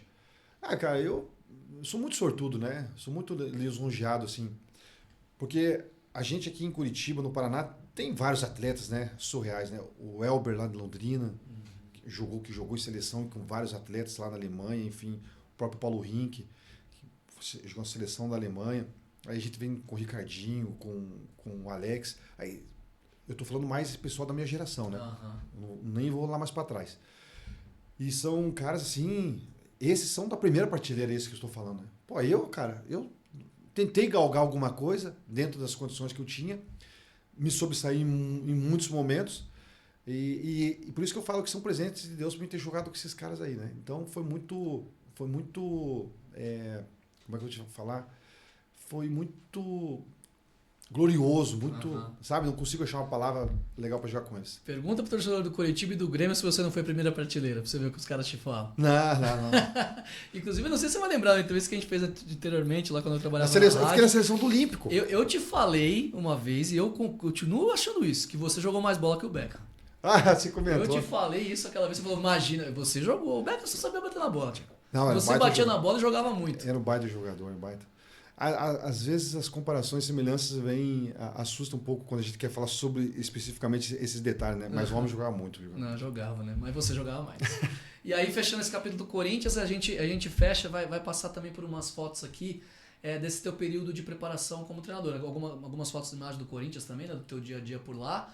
Tem a segunda passagem no coach que a gente falou um pouco. E aí, claro, a gente citou a questão do Paraná. Aqui você já como dirigente, né? Como coordenador. Quando você termina a carreira, tem um episódio que eu acho bacana da tua história, que você vai se preparar, você faz alguns cursos fora, para você se preparar para o fora de campo.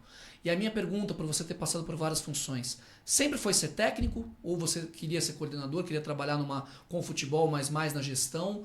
Como é que foi esse teu caminho? Porque daí, claro, se consolidou agora como treinador e agora você já está consolidado na função, mas passando por outras funções e também com a preparação também fora do país e com outros profissionais.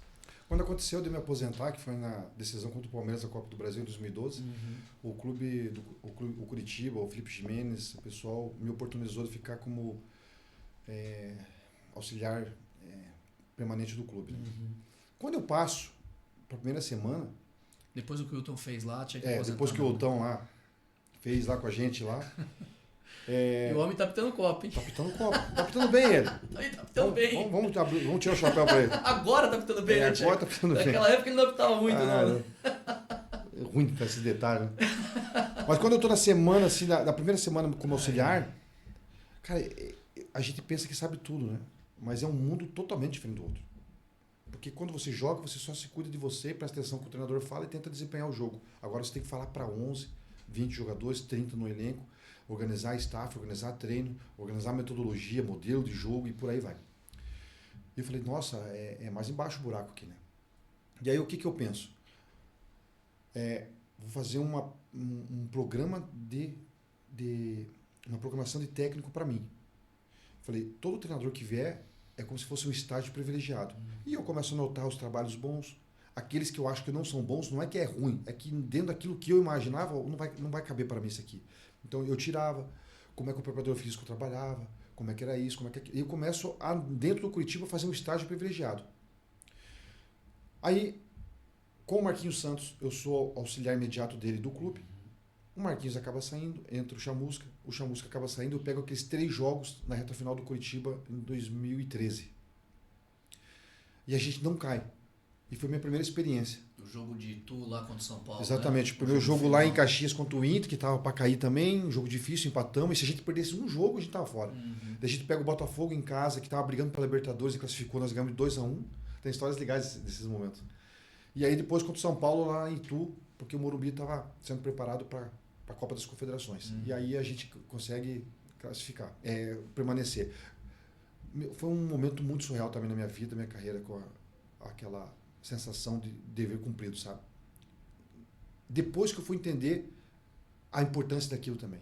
Porque eu imaginava que era só não cair, mas não.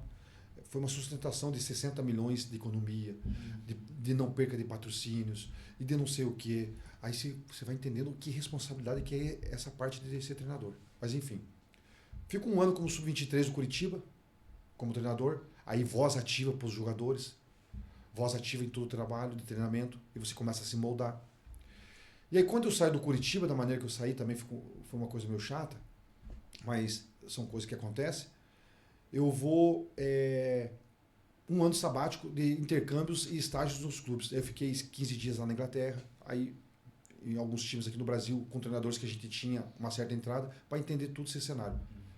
Vou para o Paraná como coordenador. Por que eu quis ir como coordenador? Para mim ver como é que é esse mundo de ligação com o técnico. E para mim foi muito importante. Hoje está sendo importante isso para mim. Só que eu fiquei um pouco período, né? Porque aconteceu casações, passo a ser auxiliar do Matheus, a gente sobe, e aí eu resolvo seguir minha carreira. Eu tive a condição de ser treinador no Curitiba também em 2018, quando eu volto para o Curitiba, o Sandro Forne sai, e aí eu fico 4, 5 jogos, o presidente Samir quer que eu seja treinador. Falei, não, eu não estou preparado para ser treinador. Você não ficou porque você não quis ficar? Não quis porque eu não estava preparado, eu não me sentia preparado para assumir um clube como o Curitiba. E daí eu falei, não. O Wilson também já queria lá em 2014 já. Eu falei, não, eu preciso me preparar. Isso aqui é uma responsabilidade muito grande. Porque eu fui entendendo lá atrás como é que é isso. Então daí eu não assumo, daí vem o Argel, aí a gente não consegue subir, daí eu saio do clube, e aí eu resolvo aceitar um desafio como treinador, que era a 2ª divisão do Catarinense, lá no Barra. E aí por que eu quis pegar um clube... Nossa, é verdade, você pegou o comecinho do projeto do Barra e agora tá aí, né? Tá, subiu firme e forte, Pois é. E por que eu quis pegar um clube com essas condições? Porque eu queria pegar a vivência do vestiário, principalmente em intervalo. E para mim, o técnico que é técnico é o trabalho durante a semana, tudo que ele programa como modelo de jogo, mas no dia do jogo que ele diz o seu trabalho, é o intervalo. E aí, para mim, era importante vivenciar os intervalos. Eu vivenciei muita coisa nos intervalos. Para hoje, eu me senti muito seguro para fazer o que eu penso em fazer. Para mim, não ir na pilha do torcedor, por que você vai com 3 zagueiros, ou vai com 2 zagueiros no modelo de 3, ou só vai com uma linha de 4, com 2 atacantes, porque daí a gente estuda o adversário, tenta entender as características hoje que a gente tem, e eu falo isso para os jogadores, e eu mostro isso para os jogadores, enfim. Eu me sinto muito preparado hoje, sabe? Em todas as condições, dentro desse sentido que o clube pode me fornecer. E aí eu fiz um projeto de preparação. Então, eu me sinto muito bem hoje, muito consolidado, porque eu me preparei para isso. Coisa boa. E aí com essa imagem aqui, dessa foto do acesso, Thiago, eu queria encerrar o programa com você. Você falou bastante do Paraná. Quem não acompanhou, por acaso pegou agora o vídeo no meio, né? Não estava vendo com outra pessoa. Volta no meio do vídeo que ele fala bastante do Paraná Clube. Mas você já deu muitas dicas do que vai ser esse Paraná 2027. Já dei algumas. E eu quero que você deixe uma mensagem para o torcedor. Porque eu tenho vários amigos paranistas e eu tenho muita gente que eu conheço que o torcedor, aqueles de carteirinha mesmo, o cara que vai no estádio toda hora e tudo mais, que ficaram demais animados depois do título de 24, com a campanha de 25. E agora que subiu em 26, não estão tão animados, porque, pô, mas nós subimos, daí caímos de novo, não sei se dá pra confiar. Pelo que você disse aqui, tem bastante coisa boa, bastante coisa que evoluiu, mas queria que você deixasse um recado para esse torcedor do Paraná. Até esse cara que é fervoroso ou o cara que ainda está um pouco ressabiado com o que vem por aí, com o tricolor aí da Vila no ano que vem. Quando o torcedor ouve uma fala dessa, subiu para cair de novo, ou não vai permanecer por várias questões, isso é papo de torcedor adversário, que gosta de tirar sarro e zoar, e tá tudo bem, eu acho que isso faz parte. Mas tudo tem um aprendizado, né? Como o clube não conseguiu aprender no ano anterior, no momento anterior, agora serve as lições para a gente galgar em passos firmes e fortes. A organização do clube, a nova era com instituição e SAF junto agora, uma projeção já desse próximo campeonato que nós vamos ter para olhar o horizonte na frente. O clube ele está se organizando nos setores essenciais para a engrenagem rodar. Se não rodou a engrenagem em 2025 é porque faltou algumas peças, agora está se fechando essas peças. E o mais importante de tudo, que é o torcedor que faz movimentar isso também. E isso vai ser um dos papéis nossos na Copa Paraná e depois nesse hiato que vai ter para o Campeonato Paranaense. É alimentar de novo o torcedor para fazer parte do que foi feito aqui em 2017, o acesso para a Série A do Brasileirão e o que foi feito agora para a Série A do Paranaense. Então a mensagem que eu quero deixar é exatamente isso. Ser resiliente, a união e a força, como diz o hino, faz o clube ser grande. A gente tem as nossas organizações, confiem em quem está no clube hoje, porque o futuro ele é muito promissor. Ele nunca vai ser fácil, mas ele é muito promissor. Eu acho que o clube tem tudo para ser um case de sucesso ainda. E eu espero, do fundo do meu coração, que isso se concretize, porque o torcedor paranista, acho que já passou pelos seus piores momentos, merece coisas melhores e a gente vai trabalhar para isso. Eu espero que você consiga esse teu objetivo de não só recuperar o Paraná, mas recuperar esse orgulho do torcedor paranista, né?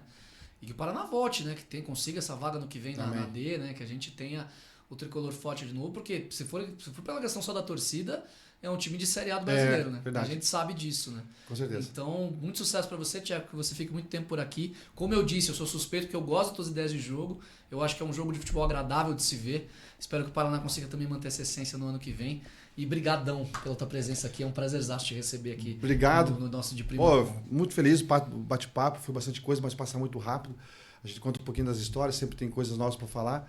Aqui a gente se expressa com mais tranquilidade e agradeço a oportunidade. A gente vai para 1h41 agora no relógio aqui de entrevista, Tcheco. E assim, normalmente, vamos fazer 1 hora e pouco, tal. Sempre estoura, porque as histórias são muito boas. A gente recebeu grandes jogadores, grandes ídolos aqui do futebol paranaense. É natural. E você ainda com a fase de técnico, né? Dá para fazer 2 programas. Um de 1h30 de técnico, um de 1h30 de carreira, que a gente deixou muita história para trás. Mas já deixa o convite, vai ter um programa, você vai voltar aqui. Só contar causos.